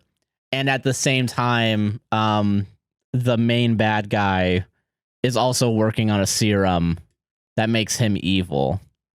Which I don't really agree. I think this is a superhero world. Yeah. And that's why I'm kind of like, I don't really agree with this. But then also, it sets into effect logically what's going to happen next, I guess. Yeah. So I get what he's trying to say. Yeah. And the other one with Signs, the example is aliens are real and Mel Gibson is having a crisis of faith.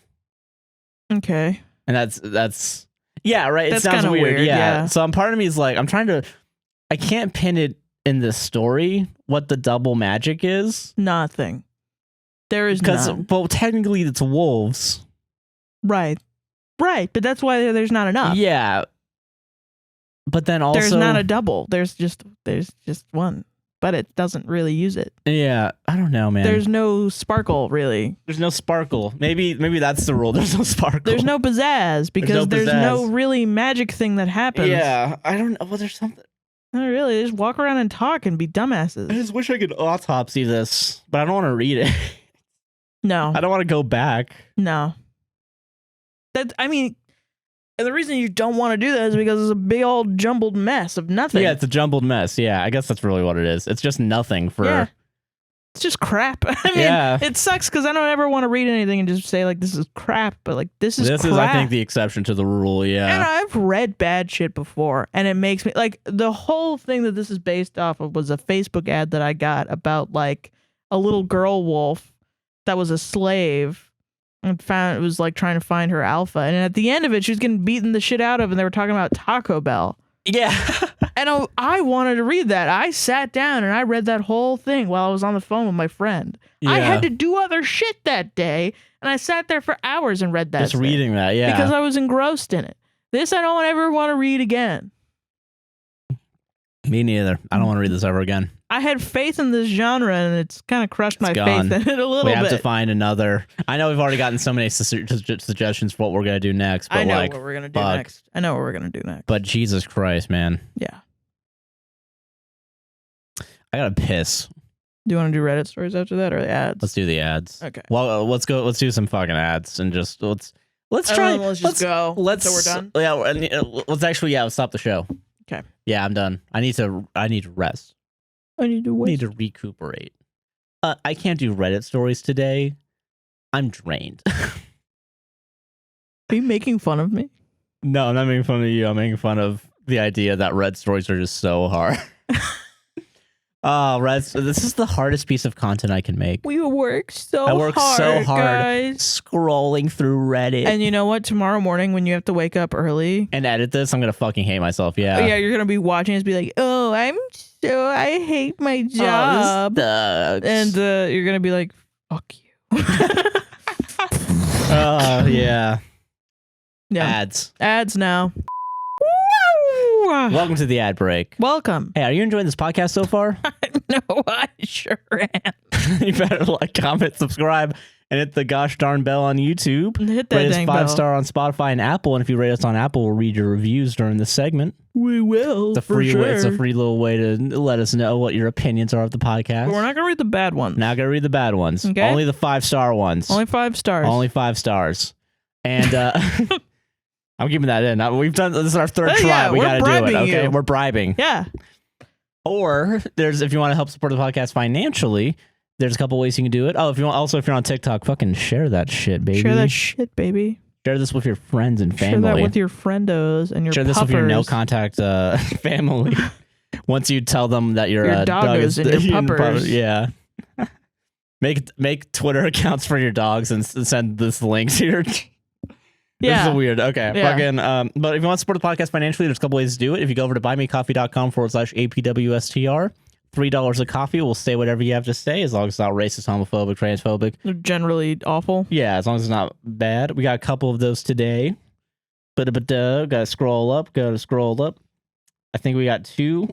I didn't realize this name until what's it called? Fucking reading it now. Mm-hmm. Cheese Louise, any pronouns, bought us a coffee. Nice. I recently listened to podcast episode 103 where Sarah explains how as a pan woman she says gay at minor inconveniences. As a pan non-binary person, I used to say this as well. I recently started saying that's homophobic to minor inconveniences instead, which I think is arguably funnier. Oh, okay. I see what you mean, yeah. I.e., it's -2 degrees outside today. That's homophobic. Might be a good way for you to get that word out of your vocab, but keep the bit. Of course, this is up to you. Anyway, I love the podcast. I started binging it because of the wolf story, and have recently gone back to listen to older episodes. The wolf story did that? Wolf story? Oh my god. Wow. Yeah, we gotta keep doing wolf stories. Jesus. I will say don't call things gay as much. Usually when I do say things are gay, I literally mean like, that's gay. Yeah. Like it's actually like homosexual. Yeah, I like, get that. That's what I mean. I still use it as a derogatory. Yeah, I'm trying not to use it as a derogatory term, but I will use that's homophobic more often. I get it. I get that. Yeah. The long form is great for passing time at work. Hopefully the little I contribute is helpful to you. Sarah, you're the best, and Josh, you're cool too, I guess. Winky face. Wow, get 'em. I appreciate if this is a bit long. I apologize if this is a bit long. Stay based and red pilled, and then it's the 07 that salute. Nice. Thank you very cool much. too, I guess. Yeah, it's fine. Fucking fine. Fucking $3 to get fucking made fun of every goddamn week. Someone bought us a cup. Just an they did a little winky face. They did a little winky face, yeah. As if knowing what you're doing is wrong excuses. We've discussed this before on the show. I get it, Josh. All right. Someone bought you a coffee. I found your podcast recently and I'm listening to all of your episodes. 117, you guys were talking about how awesomely terrible Twilight was. And the fact that Josh hated it and Sarah absolutely loved it just cracked me up, crying laughing emoji. That's fun. Thank you. We've done 117 episodes of this. I know, right? When people say that, I get a little panic attack in my chest. I'm like, fuck, I don't remember what I said during that. I'm watching all your episodes. Did you know in episode 98 you said like all blank should die or something? It's like, whoa, no, I didn't. I remember back in episode 27, Josh paid a Fiverr guy to hold a sign that said some pretty... I thought that was a little weird. That was pretty strange. On episode 132, so that would even be recent. Yeah, I know. Josh was live streaming and he was on a bridge. In case you guys are wondering, creators I probably wouldn't want to collab with, you guys can infer from that. If you want to help support the podcast on a monthly basis, you can go over to patreon.com/APWSTR. It's only $1 minimum a month. There's also other tiers. If you do give us $5, you get mentioned at the end of the podcast. And at $10 as well, you get the same thing. It's somewhat crazies and crazies. Yeah. That really helps out a lot, especially recently been getting a lot of yellow dollar signs. Indeed. And it's definitely been like, it doesn't stop us from doing the podcast, but it definitely like kills the mood a little bit. Yeah, it definitely. Just having to go to YouTube being like, hey, we know our podcast is safe for work. We follow your guys' fucking bullshit. Yeah. So, you know, it helps out when we lose half of our income. Right. Like we're not showing titty or anything. Yeah, but we still don't get the money, which is nice. Yeah. But you know, it's fine. It and you get stabilized. You get extra content. Content. You get the Matt Damon podcast, which is pretty fun. We have 2 episodes out. We're gonna wait like maybe 2 months to release the first one, but like that'll be like to entice you guys to go back. Should probably do it soon, I feel like. Yeah, we'll release the first one soon so you guys get enticed, and then the rest of it will be behind the paywall. Yeah. And then, you also get podcasts earlier. We actually were able to get a podcast out last week early before. Wow. Yeah, I was able to do it. And also, you don't have the ad breaks. You don't have to worry about skipping past this. Yeah, that's nice. Yeah. And any amount just helps at all. You know, nice stable income, you know? Yeah. And if you go over to our merch, you can get our merch as well. Yes. We currently have mugs, posters, stickers, and hats. We're still waiting to get our own hats, but fucking. Oh, yeah, we have to buy those. Yeah, we're going to get our own hats soon. Ooh, nice. Yeah. And if you go over to our channel, YouTube channel, during our live streams, if you become a channel member, you'll get access to special emotes. Yeah. And you also get a little section at the end of the podcast as well. That's true. Yeah. Any of it will always help out. Just $1 a month. If like 10% of our audience give us $1 a month, we'd be earning like $450 a month. That's pretty crazy. That's crazy, yeah. But of course you don't have to. You don't have to. It's no pressure. Yeah. Except do it. No. Don't. Are you sick of the anchor ads? I'm putting more of them. I'm putting more of them up there. I'm gonna do it. I'm gonna do it. I'm gonna put more ads. Those are ways to support the podcast financially. Thank you all for watching. Don't forget to like and subscribe. Oh, and check out our Skillshare affiliate link. It's in the description. Oh yeah, that's down there too. I think it still works. I don't fucking know. I don't fucking know. They're not paying me. Let us know. Yeah, let us know if it doesn't. Yeah. Get Skillshare for like a year or some shit. I don't care. Learn. Back to the show. That was a weird ending. I don't know. Do you want to do Reddit? Yeah, I guess. Yeah, let's do Reddit. Let's do Reddit and then take a break and then we'll get more coffee. And yeah, that sounds good. Yeah, because right now it's what, fucking 7:48. Yeah. Am I the asshole for not making extra pancakes for my niece? Nah, fucker. I woke up at 5 a.m. craving pancakes while on vacation with my in-laws. So I decided to quickly make myself and my son some, since we were the only ones awake. Besides my husband, who doesn't eat pancakes. My sister-in-law's daughter came downstairs just as my son was finishing up and started crying because there were no more pancakes for her. I did try to comfort her, but I have really bad morning sickness after I eat and was starting to feel sick, so I had to take her to her parents who were still sleeping. Long story short, my sister-in-law was upset I only made pancakes for myself and my son when there were others in the house who also needed to eat breakfast. She said I was selfish and I should have known my niece would have wanted some too, so I could have made extra just in case. Am I the asshole? Okay, interesting. Yeah. So this is like pretty split. Okay, yeah, and I'm split on this too. Because on the one hand, you only knew that you and your son were up. Yeah. But on the other hand... At 5 a.m. At 5 a.m. But you could make more pancakes than you are expecting and put them in the fridge for everybody else as like a good deed. If you like wanted to do a good Cold deed. pancakes? Yeah, you just reheat them. You just put them in the microwave, like 30 seconds. But, okay. I guess I'm going to play devil's advocate because I actually don't think she's an asshole. Okay, all right. She's pregnant. So yeah, I mean, yeah, and then it makes sense to have morning sickness, so I get that. But I don't even know really, but she's just pregnant. Yeah, I feel like if you're pregnant, you can probably just get away with making pancakes for yourself and your son. Things. Yeah, I feel like if you're pushing that's fair. If you're sacrificing your body for a baby, yeah, you can get away with not everything, because I work in customer service and pregnant people will always come, like, especially when I was working hospitality, they'll be like, I'm pregnant. Can I have early check-in? And also, can you put rose petals on my bed? And also, can I get free champagne? And also, can I have this and that? And late checkout? And also this? And also, there aren't enough towels. Can you bring me more towels? And okay, I'm not paying that because I'm pregnant. You should know that. And you should probably and like, yeah, okay. Sometimes it's like, okay, yeah, I get that. There are people that are like, I'm pregnant. I should go to the front of the line. Yeah. Shut up. Yeah. Shut up. It's not our fault that you're pregnant. You know what I mean? Yeah. Not our fault. Yes. In this case, you could probably be a little chiller to the pregnant. You can be a little bit, yeah, you can be a little bit more selfish. Yeah. Like, yeah. I think if you weren't pregnant, though, that probably would make me kind of be like, you should have probably just made more pancakes. I don't know, man. Maybe that's just me. I don't know. I feel like this comes down to like how you were raised, because your family is very like, we have to make sure everybody is fed. Yeah, and yeah, that's why in my head I'm like, make sure everyone's make extra pancakes, put them in the fridge, and then everyone can wake up and still have pancakes once they put them in the microwave. But like, I grew up in a like, not that my parents wouldn't do that, it's just that I was on my own a lot. So I would make food for myself and myself only. Okay. So that's not the first thing I would go to. I get that. Yeah. So it really is just kind of how you're raised. So you can't really be blamed on you that much. Or like the individual. Right. So yeah, I guess I wouldn't be like, you're the asshole, but I'd be like, personally, I'd be like, you fucking motherfucker. Make more fucking pancakes. Make more goddamn pancakes. But also, I totally understand that I live, because I've done hospitality, but from the point of view of food service. Yeah. So I also have everybody needs food. Everyone needs food. We have to do food. And you have to make an excess of food. Like where I was working, like literally last week, there was like an excess of pizza from a thing. Yeah. And I literally got to bring home 2 pizzas, but there were like 10, 12 fucking carts worth of pizza. So then how would you feel, right? Yeah.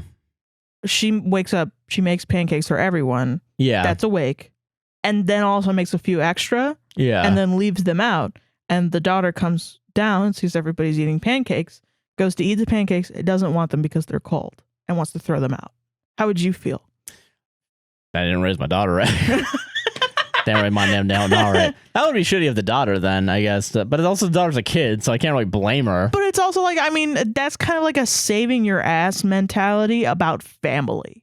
When it's like, she shouldn't need to do that. There should be a level of like, it's okay. Yeah, that's true. I don't know. I think everyone's kind of overreacting here, I feel like. My thing is, why didn't the parents wake up and make their daughter more pancakes? Yeah.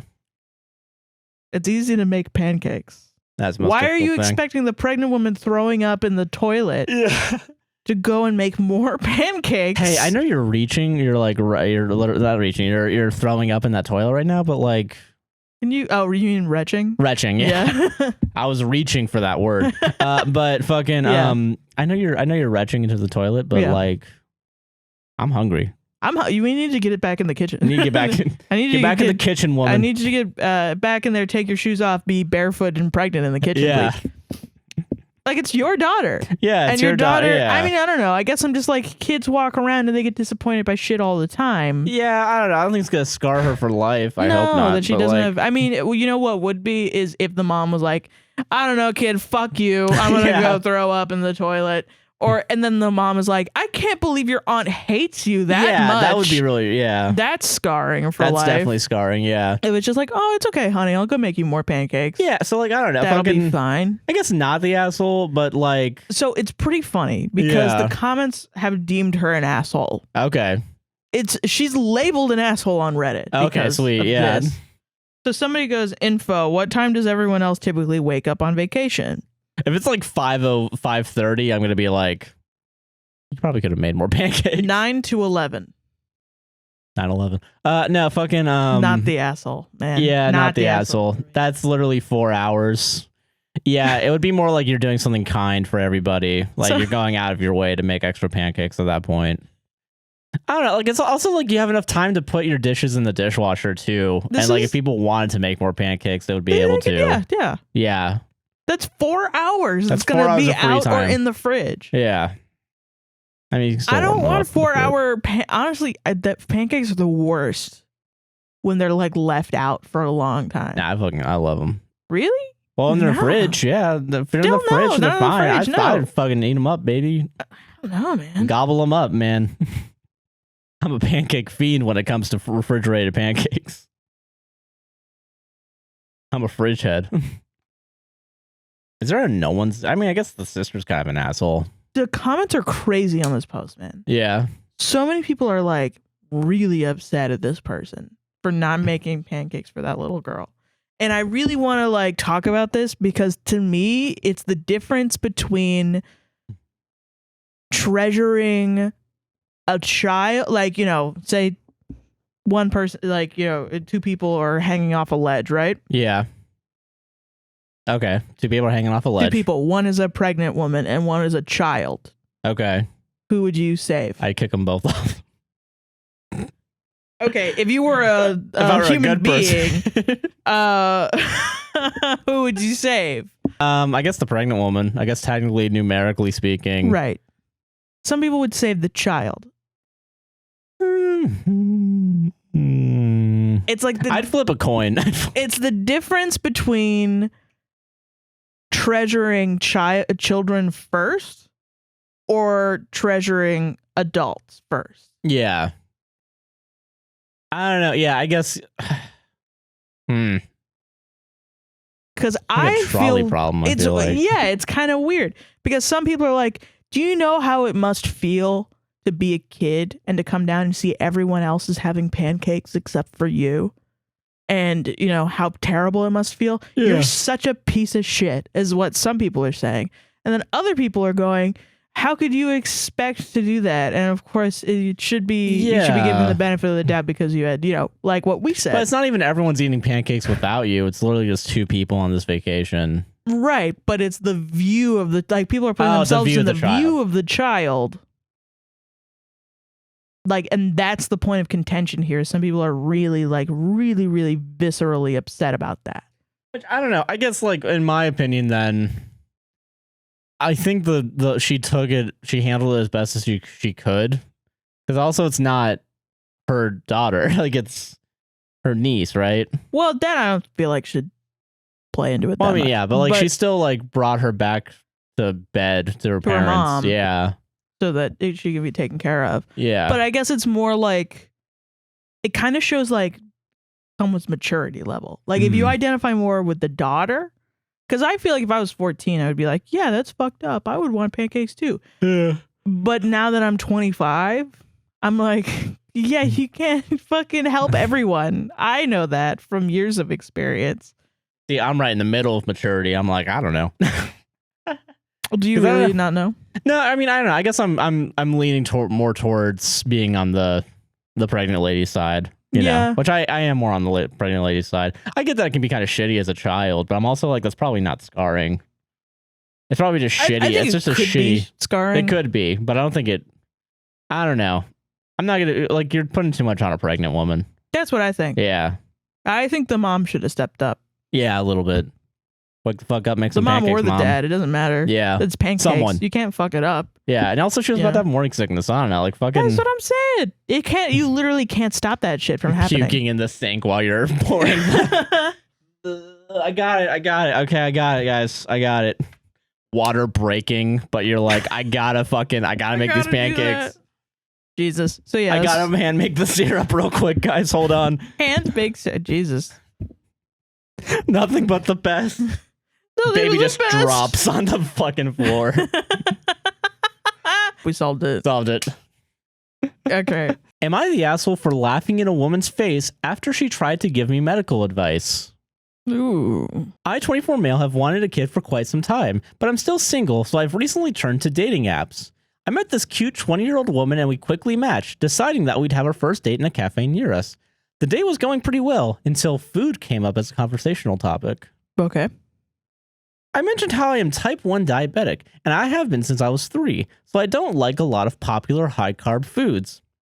Just at that moment, the woman behind us peered her ugly mug over the divider and said, I have a friend who has a type 2 diabetic son. You should different then. Different. You should go to a chiropractor. Okay. They solve these kinds of things. Wow. Yeah. Instantaneously, I bursted out laughing. Much like Sarah is right now. That chiropractor? Yeah, chiropractor. The magicians of medicine. I'm going to poke a bunch of fucking needles in you of medicine. I'm sorry, the frauds of medicine. Yeah, there you go, yes. That sentence felt like a birthday party, with every word being a new present I had unwrapped. The cafe went silent and all eyes were on my giddy face, slamming into the table, crying tears of laughter. The staff gave me a look, but I don't care. What? The comment was too funny. It was. The lady who said the tidbit nervously hobbled out of the place, and my date gave me a deathly stare. What? She inched forward me and said that my laughter was uncalled for. What? I responded by saying that out of all the terrible medical advice I'd been given throughout the 21 years I've had the condition, that took the cake, and the woman was a nosy idiot, still crying, laughing. My date called me an asshole and stormed out of the cafe. Wow. After I calmed down, even though I still think the comment was incredibly funny, I'm starting to wonder if she was right. So am I the asshole? Can we be friends? Dude, yeah, honestly, I don't know if anyone else is, but I'm on fucking talking shit about chiropractor TikTok. Comments are split. Why? Because you yelled in a restaurant. Who gives a fucking shit? I was enjoying my free breadsticks when all of a sudden... Really? Because you yelled in a restaurant? Let me see. I want to know why. I want to know why people think you're... I think not the asshole. I think, yeah, sometimes you hear a funny joke and you gotta laugh. You gotta fucking laugh, dude. I think it depends entirely on the quality of the medical advice. And that was dog shit medical advice. People should never go to the chiropractor. And I'm being for serious. You should never go to the chiropractor. Yeah, You're never. spending so much money for them to fuck up your back. Is chiropractor the needle one, or is that the one where they bend you? Yeah, they fuck up your back. Yeah, no, fucking no. You never have to do that. Even for if diabetes. If you have spinal problems, blood disease, you never have to do that. People are taking their 2-week-old babies to the chiropractor because it's like a fucking thing that is sold to them that they need to do every week for health. And that's just not a thing. It's not. Your baby's autistic? Oh, nah, fuck. No, literally, though. That's how it's being fucking done. And Jesus. that's not how it is. And that their 2-year-old nephew is going to die from eating donuts because they think they don't have diabetes anymore when they do. Okay, so here's... This is how everyone should respond to bad medical takes. So yeah, the first one is not the asshole, just straight across. Good. Second one, not the asshole for laughing, but a serious the asshole for how overboard you went with it. No, fuck off. Yeah, it's bad advice all around. But laughing to that extent was not called I don't even give a shit what the comment is saying. That's stupid bullshit, and you should fuck off.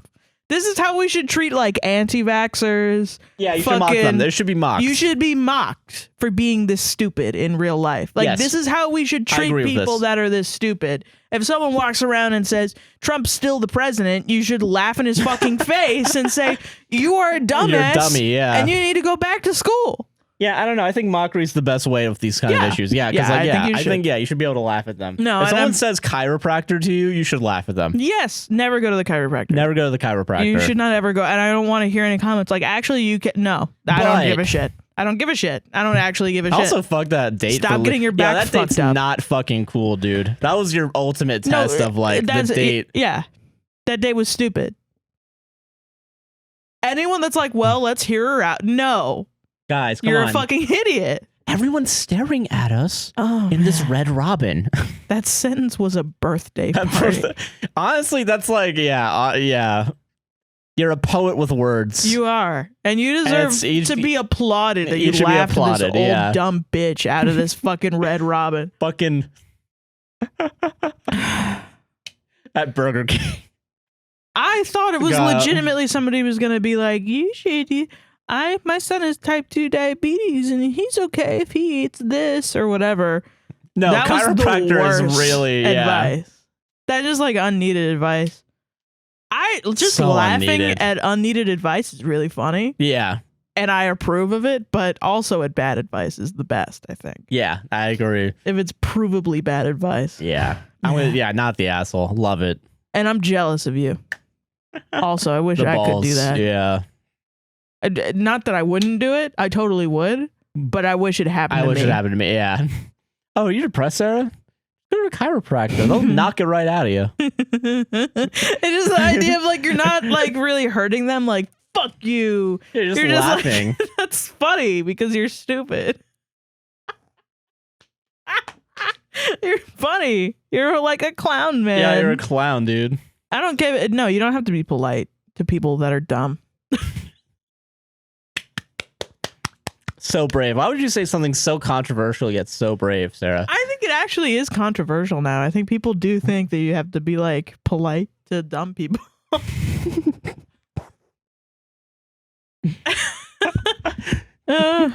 And like that's like a. Is that why you're so polite to me? What the fuck? No. I actually hate your fucking guts, Josh. And I'll say it to your face. God. All right. Fucking. All right. That was a good Reddit segment, everybody. Good. And I'm ready for some listener stories. I'm ready for some listener stories. We are down to like what, 35 now? 25? Yeah. Please send us in more stories. Or else we have to go to Reddit. And you don't want to know what happens when we go. Awesomeness, funny times. Awesomeness and funny times. Awesomeness and funny times. Yeah. Okay. You ready? I'm fucking ready. Who's it from and what's their pronouns? This is from Peyton. She, her. Cool. Hi. Am I wrong for not telling my little sister she is wrong? Ooh, okay. All right. My 9-year-old female little sister is being brought up in a religious household. Little bit of backstory. She isn't my real little sister. She is my mom's boyfriend's kid, and I have known her since she was 4. Well, she likes to come to me telling when she meets a person and their religious beliefs and their sexual orientation too, and usually she says she is okay with it. Well, today she wanted to watch a drag queen, Trixie Mattel, do their makeup, and in one of the videos she said she is a gay. So Trixie Mattel said she is a gay. Okay, all right. Now, my sister knows that Trixie was a male, so she put 2 and 2 together and said, he shouldn't have said that. God didn't make people gay.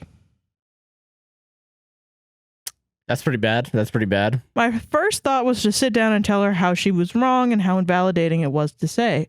But I decided to say, I'll tell you when you get older. I won't go against what your parents say. I don't raise her. I'm not with her 24/7, and we have a family connection, and I don't want that to stop just because I've overstepped a potential boundary. On the other hand, I remember being 9 and learning a little bit about the LGBTQ plus community and had friends along with myself being a part of it. What should I do in this situation? Ooh, okay. I think you should tell the 9-year-old that it's okay to be gay. Yeah, I think you can. Yeah.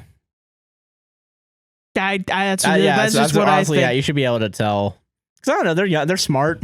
They're smart enough to understand sexuality, but if they're learning from home that anything other than straight is bad, you should try and get in and be like, well, actually, it's cool to be gay.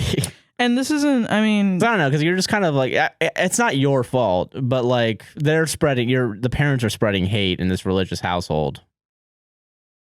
we're so far deep in the trenches of like conservative propaganda that a child being brought up in a religious household where other opinions are not really being taught. Yeah, you should bring in other opinions. Yeah, she's 9. Not even just like facts, like literally like. Well, just like it's okay to be gay. And in my point of view, God did make people gay. Yeah, there That's you go. it.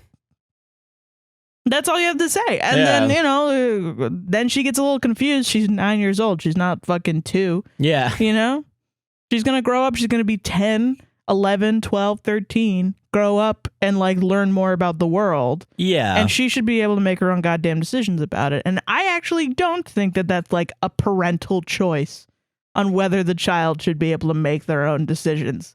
You know what I mean? Because like fucking, the kid's gonna make their own decisions no matter what. Yeah. A human right. Yeah. High key.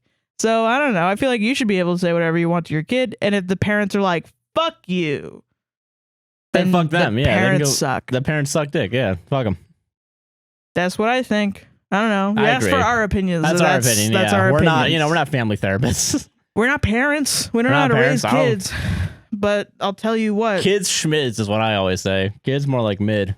My kids are gonna know about the gays. Yeah, they are. Yeah. All right. So my first listener story of the night comes to us from anonymous. He, they. Am I the asshole for initially wanting a refund on my tongue piercing? Hey guys. Hey. I'm an 18-year-old trans-masked non-binary person that recently got a new tongue piercing. And honestly, I can't tell if I'm being an asshole or not at this point. This was my first professional piercing, and I've been saving up to get it for a bit since my last paycheck had been really messed up, and I don't get paid much for that often. The whole process ended up being really weird, but I went in with it because I figured I wasn't the piercer, and they would know best. That's pretty ambitious for your first ever piercing is your tongue. Yeah. But I mean, I don't really know that much about tongue piercings. I've only ever gotten my ears pierced one time, and they closed up immediately. So oh yeah, they're gone forever. Yeah, they're gone. I came to realize after the fact how wrong I was. When I got there, the entire shop was empty and void of people, including my piercer that I had to wait to arrive, despite the piercer setting up the time for the appointment. Yeah, luckily, weird. my partner was there, so I felt less weird about going in since I wasn't completely alone.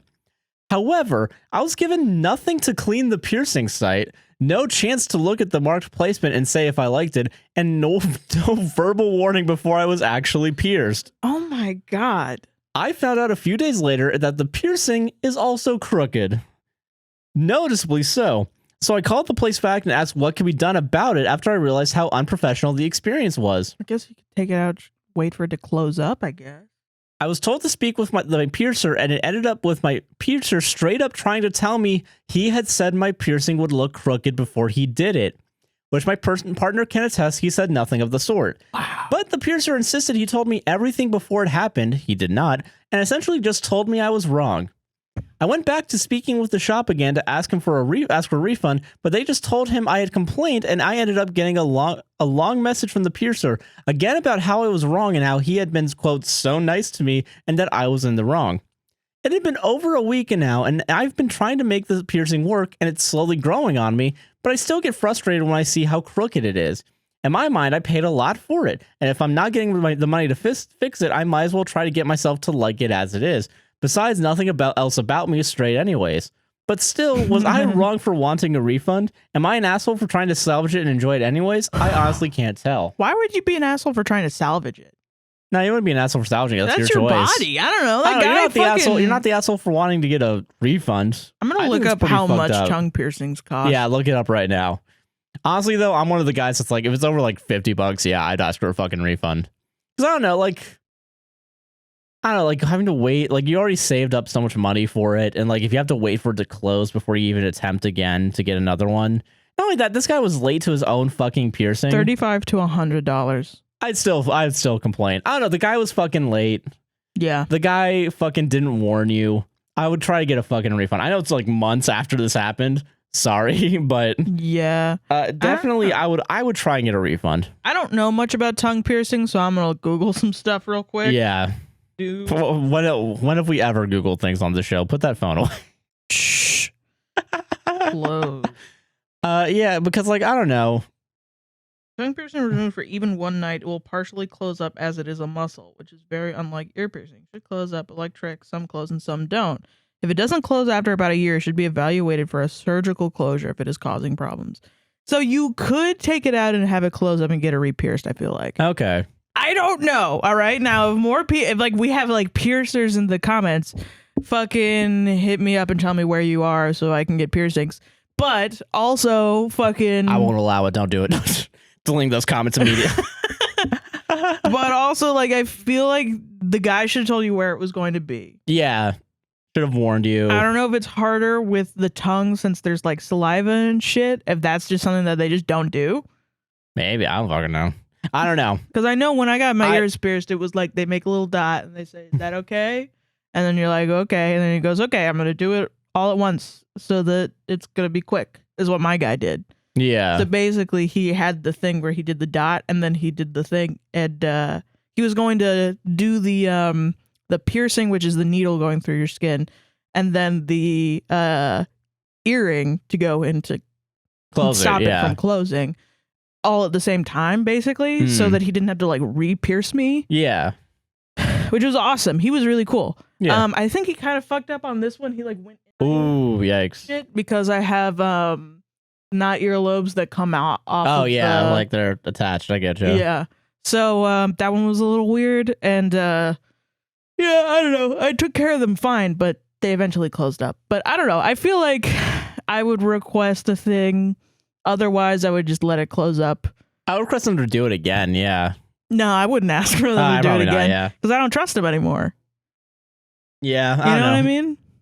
I'd say get a refund. Yeah, I'd say if you can get a refund. Complain. Annoy that person until the day they die.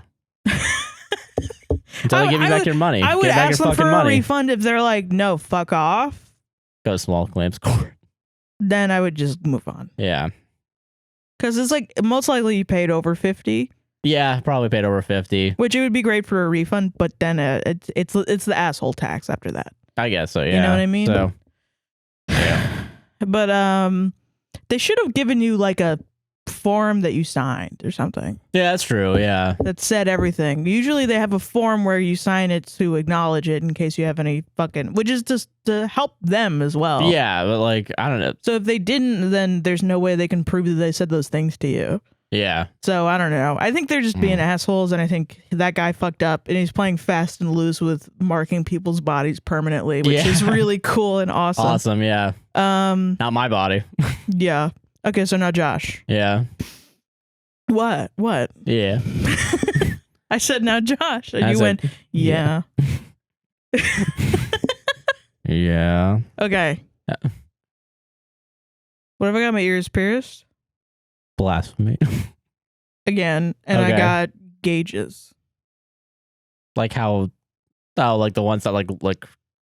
Yeah, that like increase the ear hole. I'm cool with it. I don't really care. Yeah. Okay. Okay. What if I got my eyebrow pierced? Okay. All right. That's fine. You can do it. Okay. Now watch the difference in excitement. What if I got my titties pierced? Oh hell yeah. Whatever. I mean, whatever. Don't care. I'm not gonna go too sexual on this podcast. Kids watch this. Yeah. Okay. But yeah, we solved it. We did solve it. I'm sorry that happened to you, Doc. That sucks. I'm sorry. Ass. That sucks. Because either way, you had a bad experience. Yeah. I don't know. Shitty experiences always suck. Especially when you're That's going. That's why they're called shitty experiences. Well, it's like nervous when you get a tattoo, when you get a piercing. It's like, ugh. Yeah, I get you. Ugh. You get scared. Even I was scared when I got my ears pierced. Because it was like fucking, I don't know. Pain. Fucking nerd. Us cool kids don't get scared about piercing. Us cool kids you've never don't got go. pierced, yeah. Would you ever get pierced, Josh? You ever get like a nose piercing? Yeah. There's a Bo Burnham joke from Make Happy where he does like a song and then he says something like he does like a song for 2 verses and then ends it abruptly. Yeah. And right after he says, a lesser comedian would have milked that for 4 verses and a better comedian wouldn't have done it at all. That's funny. Yeah. That's how I feel about piercings. Okay. Yeah. All right. This is from Chelsea. She, her. Cool. Am I being used for a visa? I don't have a, even if you're already confused.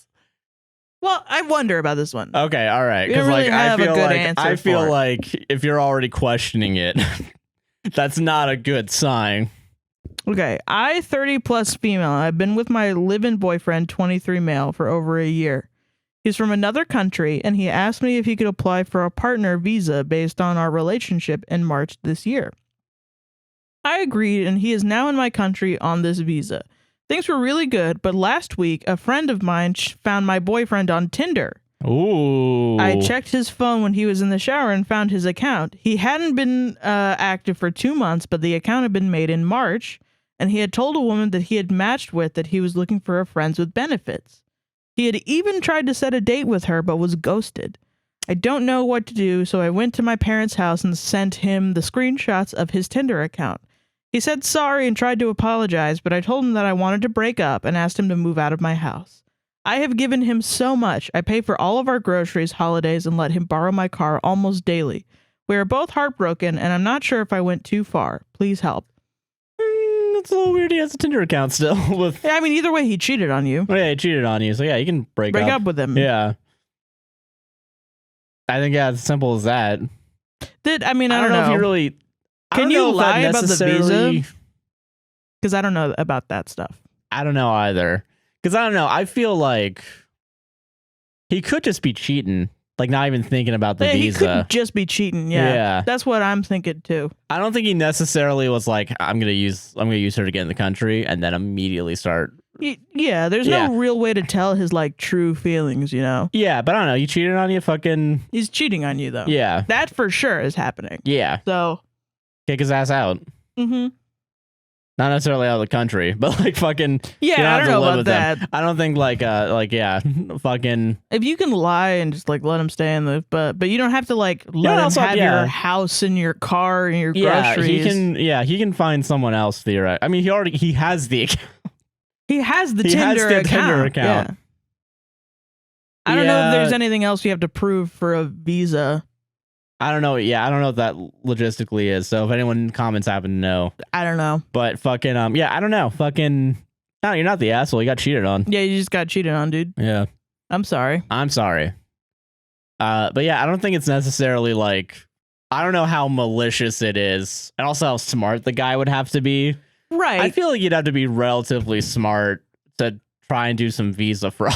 I feel like this is a don't attribute to. I feel like this is a classic don't attribute to maliciousness what could be explained by stupidity. Yeah. Okay. Situation where it's like, I think he's just being a dumbass cheater, dude. Yeah. They exist all over the world. Yeah. Yeah. Huh. Yeah. That might just be that simple. People be cheating. Solved it. Let's do a better one. Solved it. Bitches be cheating. Bitches be cheating. That's what that should have been. Yeah. Yeah, because those dumb bitches be cheating on me. Be cheating on me. All right, so this next story comes to us from Claire. Claire? She, her. Speaking of piercings. Claire's. Yeah, a reference. Okay. Am I the asshole for not wanting a piece of cake from my coworker? Yes. Eat that fucking cake, bitch. Well, hold on. Okay. All right. I'm 24, she, her, and last week my coworker gave me a piece of cake as an apology. For context, in 2020, I moved to Tennessee for a gap year program. At the end of my program, all of the girls who were going to stay in the area, 6 total, had a talk, and we decided we wanted to live together. A week later, I discovered indirectly that 3 girls were planning on splitting off to live together, and that the other 2 girls were going to look for a 2-person apartment. Oh, shit. I'm no mathematician, but 3 + 2 = 5, which left me to fend for myself and get my own apartment. Good job. Also, side note, the area of Tennessee I'm in is not very young person salary friendly. Yeah. I couldn't afford a place on my own. Luckily, my parents offered to help supplement rent until I could find a roommate, and my living situation ended up being really good. Oh, good. That is good. Fast forward to this year, there is a welcome dinner for the new class of people for the gap year program I was in. I was asked to make a graphic for the invitation. I'm the graphic designer for the nonprofit that sponsors the program. Okay. I make a fair amount of stuff for our director for the program, and most of it is stuff I'm not invited to, so I didn't think much of it when he asked me to make it. The night of the dinner, my roommate came home, she was invited, and she told me all of the girls from my program were there, which was odd to me because they don't really go to stuff they didn't plan, and I didn't get an invitation. And logically, I thought they couldn't have been invited because I wasn't. In the spirit of including everyone, I texted each of the girls individually and asked if they were invited to the dinner. They all said yes. Some of them were invited in person, but most of them got the graphic I made. Okay. Apparently, one of them told our program director, who reached out to me over text and apologized. He said he makes mistakes sometimes, that he thought I knew about it because I made the graphic, and he needs a lot of grace. I think that's bullshit because he specifically reached out to everyone else but me. Even though I made the graphic, I make a lot of stuff for him for events I'm not a part of, so it's not assumed I can just come to anything the program is doing. The Monday after, I was scheduled to take headshots of the new class, and the whole time I could tell the director was uncomfortable because he kept trying to make jokes. Side note, he really cares that people find him funny. Fucking same, dude. I was perfectly professional and kind to everyone, including the director, but I did refuse to laugh at his jokes, which made me feel better. Later that day, he dropped out by my office and gave me a mug and the biggest piece of cake I've ever seen, and then just dipped. No apology, no opportunity for me to ask him about what happened, and now I'm angry because I never got an opportunity to ask him why he didn't invite me, or tell him that even if it was an accident, that my feelings were hurt and I needed him to look out for me in the future. I was planning on confronting him about it that week, but after getting the text and the cake, I'm pretty sure he won't be receptive to what I have to say because he gave me cake and already apologized. I feel like he won't accept that my feelings are still hurt because he's, quote, already done his piece. Am I the asshole for wishing he hadn't given me the cake? You are so much like me. I see so much of myself in you, listener. Oh, yeah? Yeah? Okay. When I was a girl, when All I right. was a small girl, I went to an Anglican church. Now, one Sunday, there were brownies, and everyone was eating them before church. Yeah. And everyone was talking about how good these fucking brownies were. Everybody was talking about how good these fucking brownies were, dog. Yeah. Everyone was talking about how good these fucking brownies were. Everyone was like, oh my God, who made these brownies? Brownies so good. Do you want me to light you a cigarette, Mr. Tarantino? Ooh. Everyone was talking about these fucking brownies. Yeah, they're talking about those fucking brownies. And me, being a child, Yeah. was like, I gotta get me one of these fucking brownies, dog. That sounds Get great. one of those fucking brownies. Yeah. Exactly, yeah. So now, my mom goes, oh, we can't. It's time for church. And I was like, I'll take a brownie into church. And my mom was like, you can't bring that into God's house. You can't eat a brownie in God's mailbox. He gets his mail there. That's where God gets his mail. You can't bring that up in there. You can't have that. Don't do that. You'll have one later. Big mistake. We go into church, right? We go through all of church. It's boring as shit. I don't believe in God even as a 6-year-old, right? Yeah. And I'm like, this is fucking boring. I hate the singing and the whatever. It's like 3 fucking hours and I'm starving and I'm thinking about that brownie. Yeah. So then we walk back outside. They're gone. They're all gone. Fuck. I don't know how old I am at this point. I think I'm like 9 or something. 4, 9, who gives a shit? I'm young, right? I don't have emotional regulation because my mother is abusive. And I'm young also, so there's that too. Yeah. Were you young? I am screaming, crying. So upset. So fucking upset, dude, I didn't get this brownie, right? Yeah. My mom was like, Yeah. you little bitch. Stop fucking screaming. My mom doesn't call me a bitch, but she's basically She like, wants to. She can tell. I think she called me like selfish or something. I don't know. Same difference. Funny thing to call a 9-year-old. Really funny. It's like Pretty you're epic throwing style. a fucking tantrum, you selfish little kid. The pastor Yeah. The pastor. goes out and gets a gourmet brownie and gives it to me. Oh. So you say, oh, That's good. right? But No, I felt patronized. I was 9 years old, and it was less about not having the brownie and more about being right in the moment and being I wanted that, and being told, no, you can't have that. And then being like, well, I won't have one. I'm pretty sure I said, like, I'm not going to have one. And I was like, they'll be there later. Shut up. Oh, yeah. And then, they're not. And then my mom not really, and it's stupid now because I'm 9 or whatever. But like, and it felt like an adult is being like, no, you just want a brownie.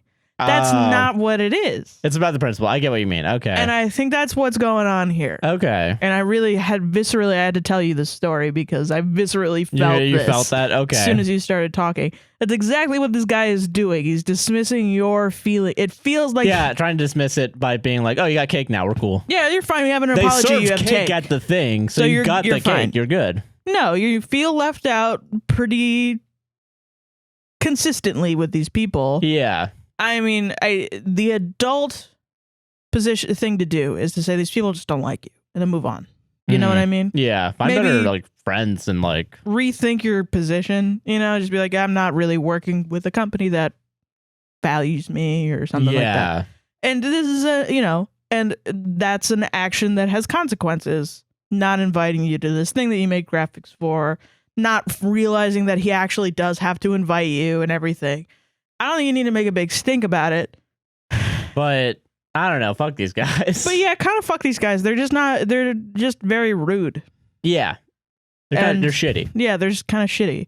And whatever their reasons are for being shitty or being rude, it doesn't really matter because you don't need to know that. They're being shitty to you. You just need to know that they're being shitty to you. And you just have to be like, all right, well, I'm going to move on and find other people who are not shitty to me. Yeah, I get that. Yeah. And you don't have to eat the cake, but I understand your... I understand your frustration, yeah. I understand your feelings when somebody gives you a big piece of cake. I also felt like a fat fuck at 9 years old with this big fucking brownie that I have to eat. Also, I think my brother ate that brownie. Welcome. I don't remember because it's so old, but like... No, I get you though. I get what you mean. I don't know. It just was like a fucking stack of offenses that was just like fundamental to my being. Yeah. So I fucking understand you, dude. Yeah. That's what I mean. But and I'm sorry you had to deal with these people. They're just being fucking rude to you. Anyway, fucking solved it. All right. Not the asshole. I haven't had a chance to say that yet. Not the asshole. It's weird to feel salty when you get gifts like that. Yeah, I don't know, but like when gifts are given in bad faith. When it comes with a motive. Yeah, exactly. That's not a gift, it's a bribe. Yeah. So you better fucking enjoy this. And it's funny because that priest, his brownie, that was his way of like trying to teach me to turn the other cheek. Kind of weird. I know. But the guy was awesome, like not gonna lie. Like he was a really cool guy. And he died, sadly. Oh. But he was a good pastor. Okay, that's good. I think it was just like one of those things where it was like, I think that's just how older people feel like they need to apologize. It's not really by seeing you, by seeing who you are. It's here's a gift. That's actually his love language. Yeah, like that's so dumb. It's like, it makes sense to give gifts and to feel loved by giving gifts and receiving gifts. Yeah, but God. But yeah, I solved it. Yeah, I solved it. You all know. You all are hip. This is from Jen, she, her. Sweet. I, 39 female, have been belittled for my education background since my early 20s and would like some advice on how to handle the situation. Okay. All right. A little background info on my education. I have a bachelor's of arts in the social sciences and a teaching certificate. Okay. That's cool. It took me longer than 4 years to complete university because I was working full-time to pay my rent and tuition. Fair enough. I got no help from my parents, their choice, not mine. Oh, shit. Despite it taking a toll on my mental and physical health, I completed my schooling and became a teacher. I eventually left teaching because this profession didn't pay me enough to keep me above the poverty line, but am now in a stable job not related to my field of study. Since I've completed school, there has been this constant theme of people with science degrees belittling my arts degree. Okay, all right. Fucking nerds. My Fucking dweebs. so funny. I'm sorry, it's not funny. It's not funny. I'm sorry. They should not be belittling you. They shouldn't be belittling you. It's so funny to think about what their classes are and what they do. Yeah. All right, let's keep going. Let's see. Okay, all right, let's keep going. My ex would make smug comments to me saying that anyone with an arts degree doesn't deserve good pay and that my degree doesn't count because I didn't complete it in 4 years. Man, you should really unsubscribe from every subscription service you have then. Sorry, you should stop enjoying any art then. Because it's not worth it. It's not worth the $11 you're paying a month for Netflix. That guy has Spotify, Netflix. Yeah. That guy walks around and looks at color. Yeah. At all. Yeah, I'm sorry. Or does he get everything black and white, I guess? Yeah, is everything. Even then, they still have to make the fucking shapes on the shit you watch, bitch. Yeah. You should have everything be blurry and black and white. Yeah. Yeah. Side note, he completed his BSc in 4 years because he got free tuition for being low income / didn't have to pay rent and didn't have to work. Wow, good job. Lucky bastard. I mean, not being low income, but like... Well, I mean, yeah, being able to get sucks. through. Yeah, it sucks to be low income, but being able to just like not have to work and not have to pay rent. Yeah. Oh, I wish. Envious I am. My ex-roommate recently told me that when she was in uni, she would look down on art students, followed by smugly saying, "No offense." How about you go fuck yourself? This is why I fucking hate college, man. This is why I had to fucking drop out. Because every single one of you fucks have some dumb egotistical bullshit about yourself. Not you, listener. But clearly this fucking, like everyone's a smug fucking asshole. Because my degree's better than your degree. And I should have your job and you should wash my balls. Yeah, I think, yeah. College is fucking, go to college if you need it, but like, Jesus Christ, man. I don't know, as a video editor now, I'm never going back to college. Holy shit. Man. She said this twice to me over the course of a week. Yeah, and that's 2 reasons to punch her in the face then. Yeah. What a miserable person. One each fist. Bam, bam. Fuck him up. Jesus. Despite living with me while I was in uni and witnessing the toll it took on me, she still needed to inform me that she would look down on people like me. That's crazy. What a fucking cunt, dude. If she owns any paintings, just black them out. If she has any art on the wall, just fucking scribble over it. Yeah, exactly. She has a TV, just break it. Steal it. Nintendo Switch, break it. Yeah, you don't get anything. You don't get that. You don't get art at that point. You I'm sorry. don't get to look at it at all. You don't get to fucking look at it. Side note, she got financial support from her parents while she completed her fucking degree. Sweet, dude. Hell yeah. This one is so awesome. What a bunch of bitches, dude. They should Holy make shit. a movie exactly like The Menu, but like about this. Yeah. Yeah. Holy shit, man. The most recent incident was my boyfriend's engineer friend who was going off about student loan forgiveness. Guess what he said? I can guess. I think we can all guess. He told me that anyone with an arts degree doesn't deserve to have their loans forgiven or make a decent salary because they chose a useless field of study. What does he own?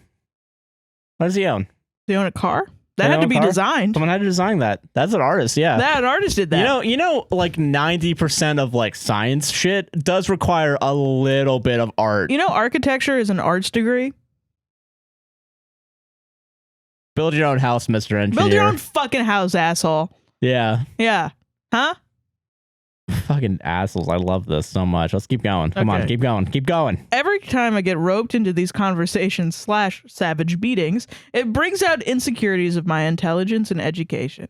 I never seek to have someone with a science degree tell me that my arts degree is useless, pointless, inferior. No, I mean, yeah, I feel that. It takes me at least a solid week to recover from these conversations. I mean, they sound brutal, so I get it. You need to fight back, listener.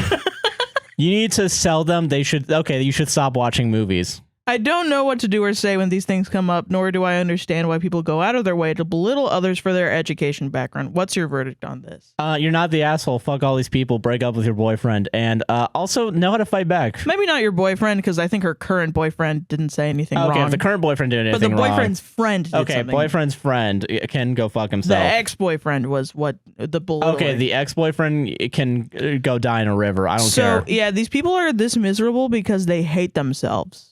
Because they have no creative bone in their body. And they just suck. Like, there are STEM people who are very nice.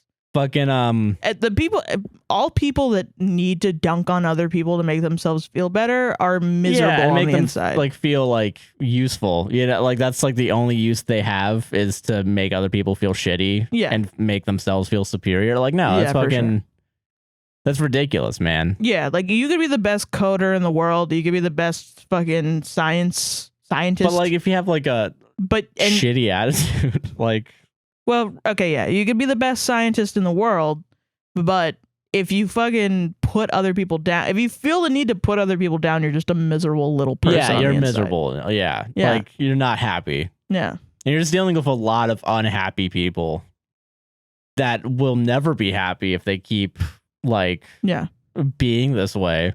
So I don't know. That's why I think the best response in that situation is like, unsubscribe from Netflix, unsubscribe from Spotify. Then don't look at art. You don't care about art. Don't go to a museum. Yeah. Don't interact with culture. Yeah. I think you have to have the confidence in yourself, knowing that you went through a fucking hard degree that they probably wouldn't be able to get through. Yeah, honestly, they would not be able to get through drop it. them in a fucking art class, college art class right now. They will get their asses whooped, dog. What do you mean the lines have to be different thickness? What are you talking about? Yeah. Why would I just put a bunch of... I can just shade in a bunch of shadows. Why do I have to put a bunch of dots there? You're so right, though. I'm in a fucking art class right now in college, and it's kicking my ass, dude. It's kicking my ass, dog. I have a fucking pointillism project due at the end of the month. Rule of thirds? Just put it in the center. Dude, this guy taught everyone the rule of thirds. Half the class didn't know what the fuck he was talking about. Yeah, they're all STEM kids. There were some STEM kids in there taking art as like a minor. So they exist. Cool. They exist, yeah. People that appreciate art exist in STEM majors. It's just like, man. God. Why would I read about a guy catching stuff on the rye? What's a rye? I don't know how to respond to you right now. You're just hanging out with mean people, dude. Yeah. I don't know, man. Fucking some of these people you shouldn't be friends with. They don't deserve your friendship. No, that girl is a psychopath. That girl's a psycho, dude. Holy shit. That girl is wild. Take her radio, her speakers out of her car. Yeah, I want to beat her up. Just let her listen to other car engines when she's driving. That's it. Wait and see how long she goes insane for. Last night I didn't play a song in my car for like 5 minutes, and I was thinking about driving the car off the road.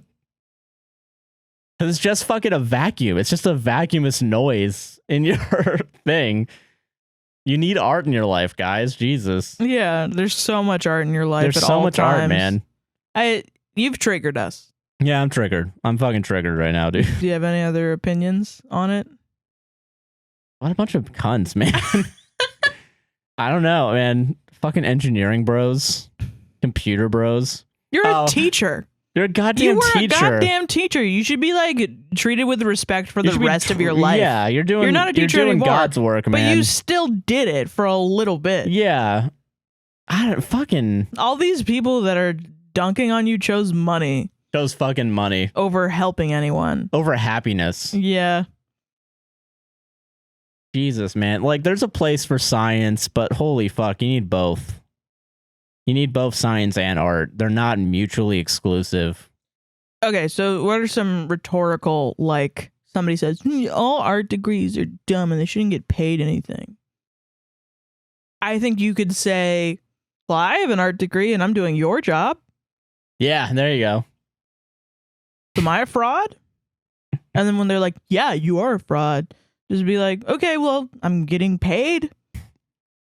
And I have an art degree, and somehow I'm not dying in the street. Yeah. Should I be dying in the street? Should I be dying in the... You want me to go die? Do you want every teacher that ever taught you to die in the street? Do you want every human being that has made anything that you look at to die in the street? Die in the street? Do you want to live in a completely gray ass world? Well, we don't need those art degrees anymore because the science degrees made NFTs, and those are real art. Procedurally generated monkeys is the way of the future. I'm going crazy. It's fucking stupid. Okay, you know what you should do? Who needs teaching when you can should just... take a book out of the guy with type 1 diabetes, and you should sit there and laugh in their face, dude. Yeah, you should laugh in their face. You should mock them. Because they're stupid. You gotta build up your confidence, man. You are awesome. Yeah, you know, honestly... And these people suck balls. You shouldn't be having this internal dialogue. You should just be like, wow, you guys suck, and move on with your life. Yeah, you guys fucking suck and move on. Because, yeah, I don't know. Here's some wisdom for you, folks. Here's some Josh wisdom. Yeah, Josh. I learned this from my psych teacher, of all people. Oh, interesting. This is a thing where... here's the idiom, I guess. I don't know what this is. Okay. Surgeons are just mechanics for the human body. You know what I mean? They can still get tripped up on a washer dryer. Yeah, absolutely. Real intelligence isn't knowing one thing. Yeah. And being real good at it. Yes. Intelligence is the ability to recognize when you don't know something and appreciate it still. That is so true. Yeah. Real intelligence is being able to... is having that thirst of like knowledge to be like, I want to fucking understand. I will try to understand this. That was fucking deep, Josh. I don't know, man. That was great. Listen, so the people that you're hanging out with are going to call tech support when their dryer stops working because they didn't know how to push the on button. Bro. You know, people with art degrees probably are the people writing most of the manuals for most of the technological shit. Because you have to take the word. Okay, so like you got to explain how a dryer works, right? Yeah. How do you convey that information in a way that the average person at a 4th grade reading level will understand? You need to have at least a 5th grade level of knowledge to explain to a 4th grader. So I'm a both a business and an art degree, put in one degree major. Yeah. And I also have a minor in art history because art degrees go on to make be office workers too. Well, like, that's what management. I'm about to say. Yeah. Art history. I was looking up like what things you could get with art history because I was like, I had that thought like, oh, this is a shitty degree and I'm not going to get any jobs. I want good job prospects like everybody does. And also, like, there are no job prospects for anyone. High key, none. If you go into finance, none. Like, that's... it doesn't matter. You can throw away your life on a fucking degree that you don't like, and it's useless. And you can still get no jobs from it. Yeah.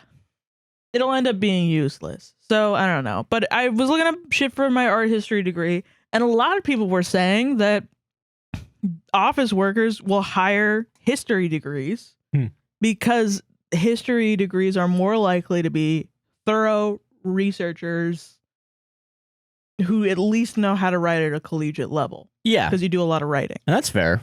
That makes sense to me. Those are useful skills. Yeah. Yeah, I don't know. I think there's no... guys, I'm not a fan of college, right? Yeah, I know I'm not. Like, for me personally, it's not my fit. I'm not one of those fucking dumbasses that are like, college is dumb, stop learning.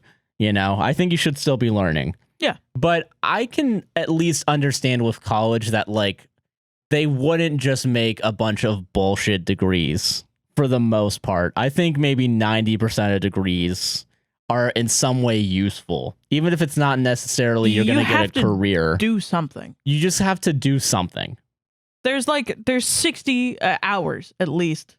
Yeah. For like an AA, and then 120 hours for a fucking bachelor's. Yeah, you're gonna do something. Gonna do a thing. Yeah, and like, you know, sure, there's like, little known like unspoken rules of like history degree is technically going to be better than like a regular business degree, but like in that specific case of like an office work, wanting someone that like wants X, Y, and Z. Well, I think it's different for different. Like if a business degree is still useful because it's like, well, it's still a degree. Yeah, I know that you're a degree is a piece of paper that says I can commit to something for 4+ years. Yeah, and that's what really matters. Yeah.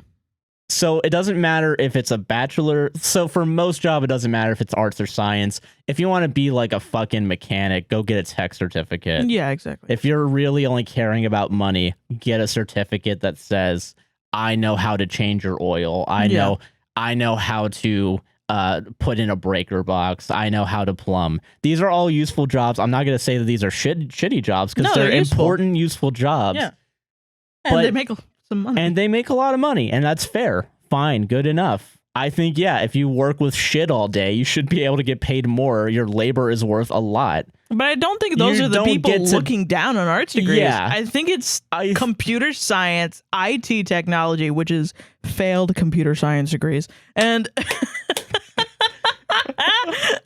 fucking bullshit like you that. Should be able to, I don't know. I was literally talking, thank Christ I don't know anyone that's like this. I was literally talking to one of my coworkers. He's going for an IT thing, and he was telling me first thing like, I could never be a live streamer. I tried live streaming, couldn't fucking do it. No, and there's a lot of people like that. Yeah, but, people who've at least tried and understand the fucking complexity of it. You know what I mean? And thank God I'm also trying to get a minor in computer science, so I have a little bit of these. I know a little bit of these people. Yeah. I don't know anyone like that because I only speak to decent people, girls who code.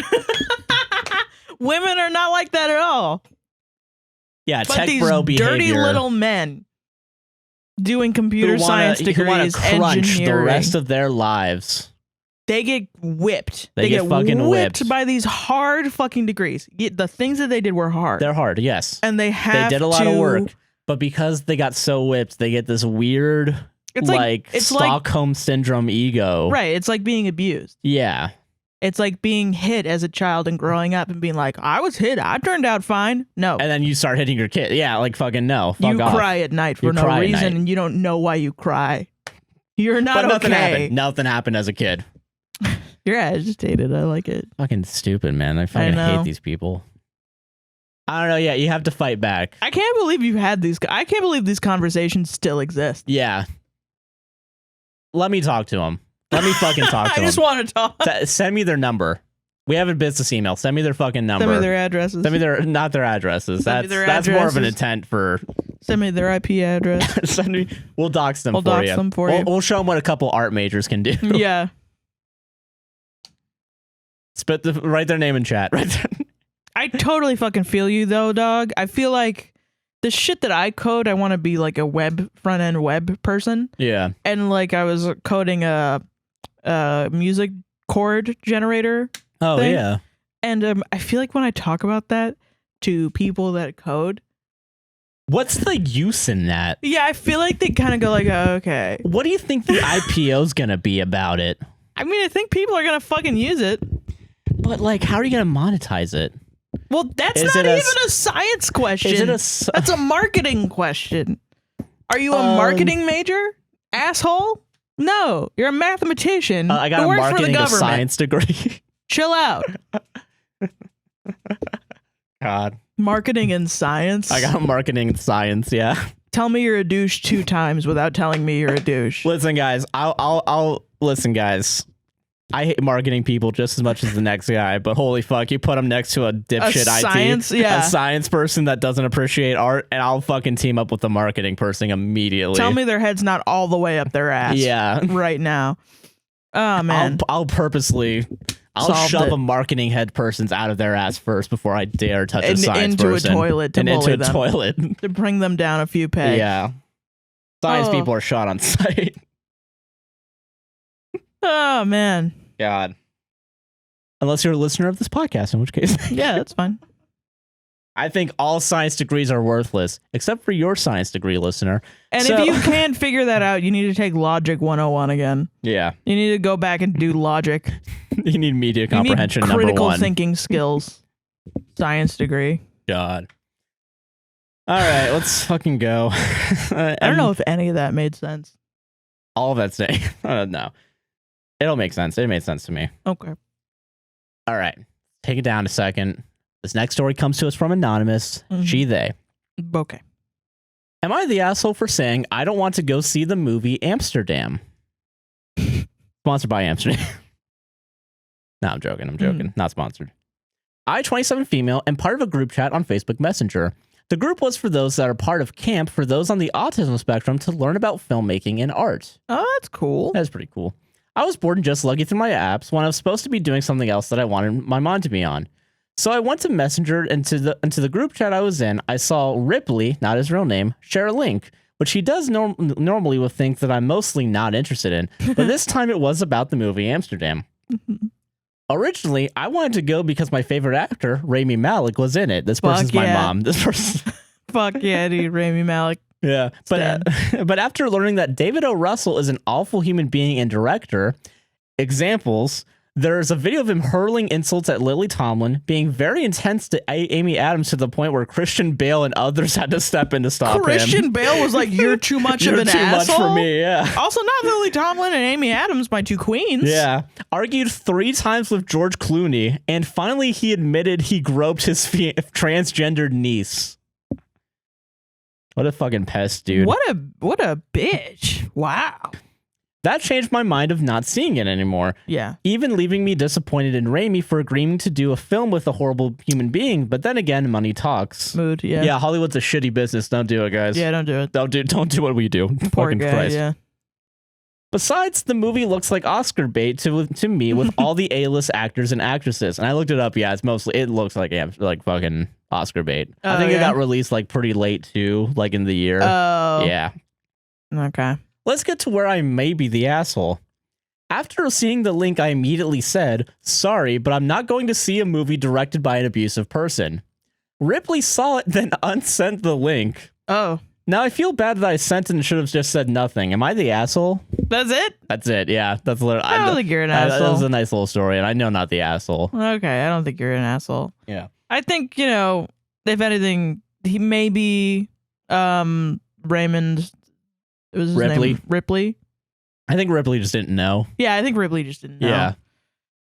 But I don't know. It's fair to let people know. I feel like yeah, that's great. So that people don't go and give this guy money. Yeah. It is really funny though that Christian Bale. I can't believe that Christian Bale is like, whoa, you gotta fucking calm down. You're Talk out of about line. Christian Bale redemption arc.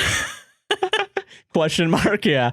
Fucking, I don't know. I guess I brought this one. I was in between deciding to do this one because I know it's a little bit shorter. Yeah. But I don't know. I think it's a shitty business, and I think everyone has the choice to make of whether or not they'll support. Yeah. Everyone has a line.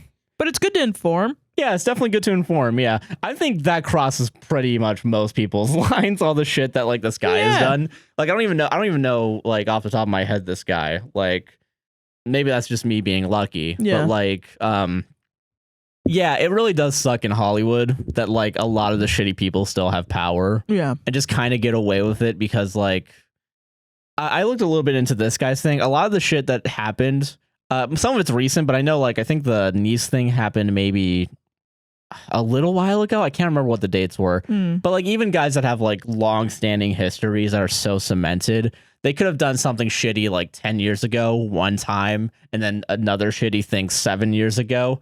If they're just spread out enough, people will still work with them, and it really sucks. Yeah, for sure. And I don't know, you don't. The really shitty thing about Hollywood, Chris Brown. Yeah, you have your Chris Browns. Is that there's more Chris Browns than Harvey Weinsteins, if that makes sense. Yeah, there's more people doing shitty things and getting forgiven and just getting another paycheck than some dude that is a fucking serial rapist. Obviously, the that worst he gets human being taken down. That he has to be taken down to be made an example of, as opposed to the more feels like an SVU timeline where they're we gotta wait because they always end up where they're we gotta wait for him to rape again before we can catch him, and then rapes again. It's fuck, we missed the opportunity. That's interesting because when we first started really watching SVU, I was a little shocked actually at how kind of much they blur the lines of police business to catch a rapist that they know is a rapist. Like, they really do not give up. Like, and it's to the point where it's a point of contention within the show with like their ADAs. Yeah. Where they come in and they're like, you can't just like do this to this guy. It's like illegal. And they're like, well, we're trying not to have any more rapes happen. So that's our first priority. Yeah, right. Following the law as cops is the second priority. And I was a little shocked at that. But then after watching it for a couple, seasons, I was like, this is fucking based. I was like, whoa. That's the propaganda working, baby. And that's what you're fucking talking about. It's like these guys, they need a fucking non-fictional cop squad to like run around and be like, hey, you're a fucking asshole. And you've done this multiple times over the years. And you need to be taken down a peg, dude. But no, Brendan Fraser's the one that we're going to fucking blacklist because he spoke out against. Exactly. One of the guys in power. And that's why it's so unfair. Yeah, it's an unfair system. It sucks. I think in the situation itself, I think maybe that guy could feel like you accused him of supporting an abusive person. And if he didn't know, he could be like, what the fuck? Yeah, but that can be solved with communication. That can be solved. Yeah, I don't think it's very low stakes, the assholery here. Yeah, I don't think anyone's an asshole necessarily. I don't think you even specifically meant to accuse him of supporting an abusive, but I think the tone of your text could have come off like that. But that's a mistake if it is. That's a communication issue. Yeah. So I don't think you should personally feel bad. Yeah, I don't think you should feel bad. I don't think you're an asshole at all. Not the asshole. Fucking yeah. I don't know. Forgive Rami Malek though. Yeah, that poor guy. It's one of those. He's probably shitty not having things. a good time either. Yeah. Yeah. Forgive my boy Rami. That's the thing that sucks is that like no one's free of sin. Yeah. I'm not free of sin. Are you free of sin? Not in the den of sin. Yeah. Yeah. That's you gotta sign a little bit of your soul away to be in this business. Lie down with dogs, you get fleas, dog. I say this like I'm a seasoned fucking vet PA. Like, yeah, we live in Orlando and we have a YouTube channel. It's different. Yeah. Oh, solved it. Hell yeah. Okay. Baby. All right. This is from S. She, her. Would I be the asshole for canceling a threesome that I suggested? Recently, it seemed as if my boyfriend, L, has become less interested in me. We used to be able to talk all the time. We've been living together for 6 months, but it started to become hard to keep a conversation going. That sucks. I'm sorry. I brought up maybe finding another person / girl into things, and he was completely down for it. And well, I thought I was too. We had picked up my friend Jay. Conversations started to become easier and we were finally getting back to normal. But when the day came and it was supposed to happen, it felt like my heart was going to break if he was going to sleep with her. I ended up backing out of our original agreement and we all hung out instead. After she had gone home, I could see the disappointment in his eyes, and it still hasn't been the same since. So should I have just done it? No. No, you shouldn't have just done it. No. You need to break up with that guy. Yeah, break up with him. Holy shit. If the only thing that keeps your relationship going is the idea of him getting to fuck someone else, that's a pretty bad sign. You need to bounce. Threesomes can happen and they can be fine. Yeah. From what I've seen. Everyone has to be on the same page. But everyone needs to consent. Yeah, you revoked consent. You all just hung out, and he got fucking pissy about it. Not only that, everybody needs to be on the same mental page also. Like, everyone needs to know, like, who's kissing whose attention is on who, what's going on. Yeah. I agree with this, I agree with that. I don't want to see this, I don't want to see that. I don't want this vibe here, blah, blah, blah. You can't have, like, resentment between anyone when you have a threesome. For it to not, like, completely ruin everybody's relationship. Exactly, yeah. There needs to be a lot of planning and communication. A lot. Yeah. And it sounds like that was not happening. That was not happening at all, no. If you can't communicate with your boyfriend, you should not have a threesome. No, yeah. And I mean, I don't expect everyone to know that. So I think the situation is you just have a shitty boyfriend. And you should probably break up with them, honestly. Yeah. Just the fact that you were like, no, actually, I don't want you to fuck a random, not a random girl, but another girl. And he was like, oh. Shit sucks. No, shit. It's crazy. Yeah, no. Crazy. Fuck off. Josh, he did that, I would be like, all right, I'm going out by myself, and I would leave forever. I would go to a different state, change my name, dude. I would be so fucking freaked. Holy shit. Nah, if that happened, I'd be like, so do you just want to fuck me instead? You just want to both have sex instead of that other person? Get that person out of here. Who? What? Well, if you invite a person for a threesome. Yeah. And then you're like, I don't want to do a threesome anymore. We all just hang out, and then she leaves. I won't pout. I'll just be like, so do you just want to fuck? Are we going to have fuck? sex? Are we fucking still or what? I thought there was going to be fucking. What the fuck? I thought there was going to be fucking. I don't care with how many people. I'll do it myself if I have to. I'll just go in the other room.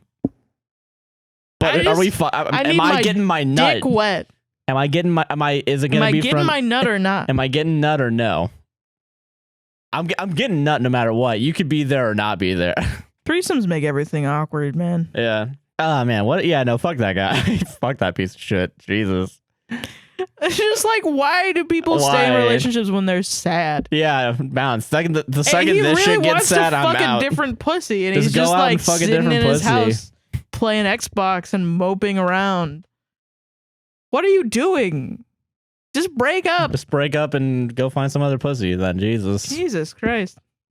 And unless he's already cheating. He's probably already. He's texting the friend and being like, "Yo, I know it didn't happen, but like, are you still down?" No, for sure. Yeah. Yeah. Probably. I don't know. Fucking dick. Solved it. All right, final story. That was really bad. That was a really bad one. Jeez, I'm sorry. Oh, you meant that? Oh, I thought you meant bad as in that story was sad. I'm sorry. No, the handshake is bad. It's not a handshake. It's a hand high five. It's a hand five. I'm tired. Yeah, I know. It's 9:30. I've been recording for almost 4 hours. 3.5 hours. Jesus Christ. No wonder the judges don't want to fucking talk to us. Yeah, no shit. Bother them, everybody. Please. Bother them. We'll email them tonight, but bother them until then. Harassing the judges. They did not respond to our Instagram DMs. Just tell them that we sent an Instagram DM. Yeah, so tell them to check their DMs. Yeah, because I don't want to do that. That's pushing it. Final story of the night comes to us from Casey, they, them. Hey, Casey. Casey Kasem. Casey Kasem. Would I be the asshole if I asked my stepdad to adopt me without telling my bio dad? Hey guys, I, 20 non-binary / gender fluid, posted a story about a situation with my bio dad, but I know you guys have been backlogged, which is okay, of course. Love what you guys do. Long story short, my bio dad was very in and out of my life as long as I can remember. I started to resent him after he couldn't be bothered to watch my graduation until a week or so later. I graduated during COVID, so my graduation was live streamed online. Then we got into an argument around May, and he turned off my phone service. And after that in June, he posted very homophobic and transphobic stuff on Facebook. We haven't talked since. But to the main point now, my mom has been with my stepdad for over 10 years, and they got married a year ago. He's my best friend and my ride or die. He'd called me his road dog because we would always go out on car rides together, just the two of us. Nice. He's been more of a dad than my bio one has or ever will be. I asked my mom a week ago if she thought it'd be a good idea if I got forms together for a name change / adoption. Oh. I'm leaning towards adoption because I'm engaged and would be getting my name changed again within the next 5 years. Mom said she thinks he would be honored and that she officially could never say she can get him a better gift than that. No. The problem is I don't want to tell my bio dad. I know he would give me a hard time and probably fight the whole process. He cares when it's convenient for him, and that would certainly be the case here. But now that I'm a legal adult, I don't think I have to give him a court summons or anything like that. I can just get the adoption done without his knowledge. Then after I could tell him he's no longer my father. So would I be the asshole if I had my stepdad adopt me without my bio's dad knowledge? Never tell him. Never tell him. Just let him go off into the sunset and never fucking see him again. He doesn't give a shit. He's not talking to you. If he only cares when he's convenient. He's not talking. Don't make it convenient for him. Yeah, just do it. Yeah. Just fucking do it.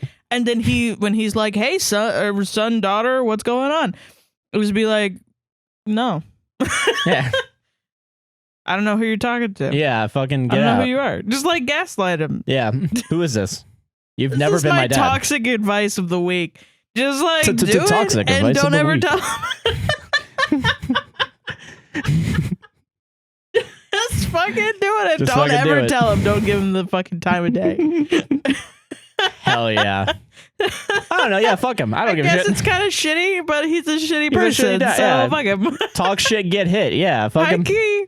You get what you give. Yeah, he gave you shit. He's gonna get shit. And he's gonna blow up. You know he's gonna blow up. You know. So yeah, just make it as. Don't let him know. Don't let him know. Fuck him.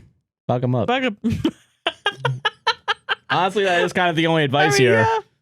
If I was a it sounds dad, shitty, but yeah, whatever. I mean, yeah. If I was a dad and I was a piece of shit, and I obviously didn't think I was a piece of shit. If I obviously didn't think I was a piece of shit, and I was like, oh, you know.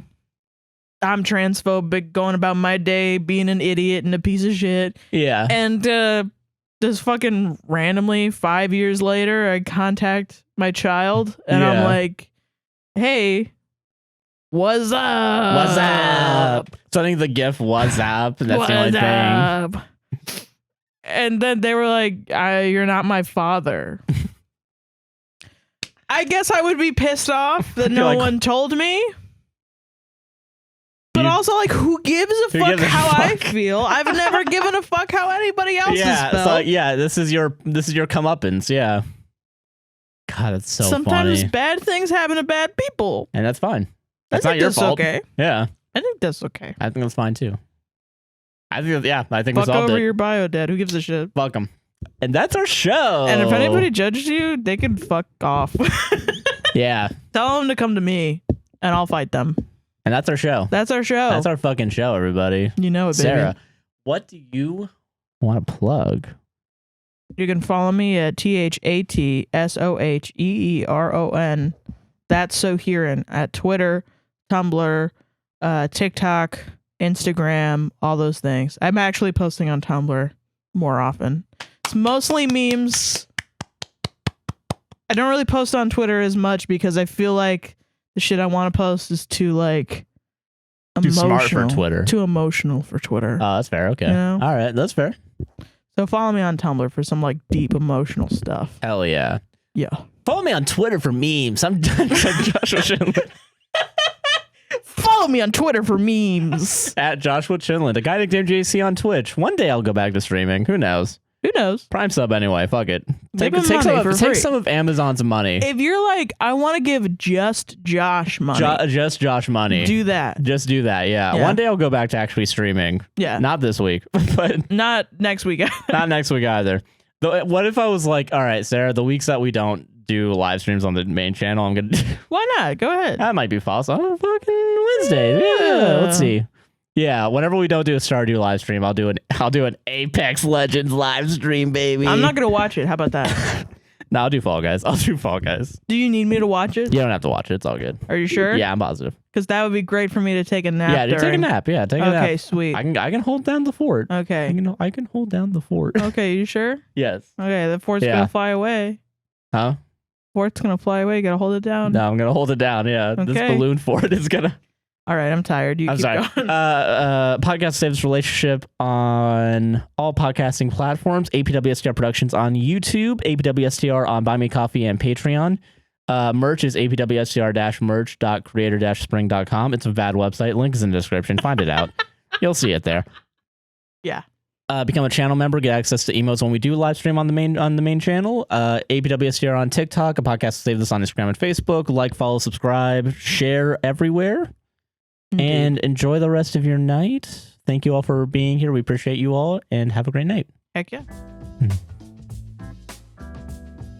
Outro time. It's outro time. It's outro time. It's outro time. Last week we said, it's fuck outro time. your friend's boyfriend. This week, fuck your dad's. Fuck everyone. Be selfish. Everyone. Sometimes being selfish is the raddest advice you can have. Fucking radical, dude. Fucking 90s cup thing goes through. I actually believe that. I think sometimes you have to be selfish, yeah. Sometimes you have to be selfish and hurt people Just cause. Just because. No, there were some reasons. There were some reasons. I'm not going to tell our audience. You know, just fuck everybody. Fuck it. I don't give a shit. What am I? I'm not a professional. I've told you guys I'm not a professional. Why have you been listening to my advice for the past month and year? I'm letting the intrusive thoughts win on these sometimes. Yeah, sometimes. Sometimes there's a CPG gray saying is that the first thought is never the best thought. And recently, the first thought has been winning. Has been the thing that's coming out of my mouth. Again, this is a comedy podcast. Burn the house down and commit insurance fraud.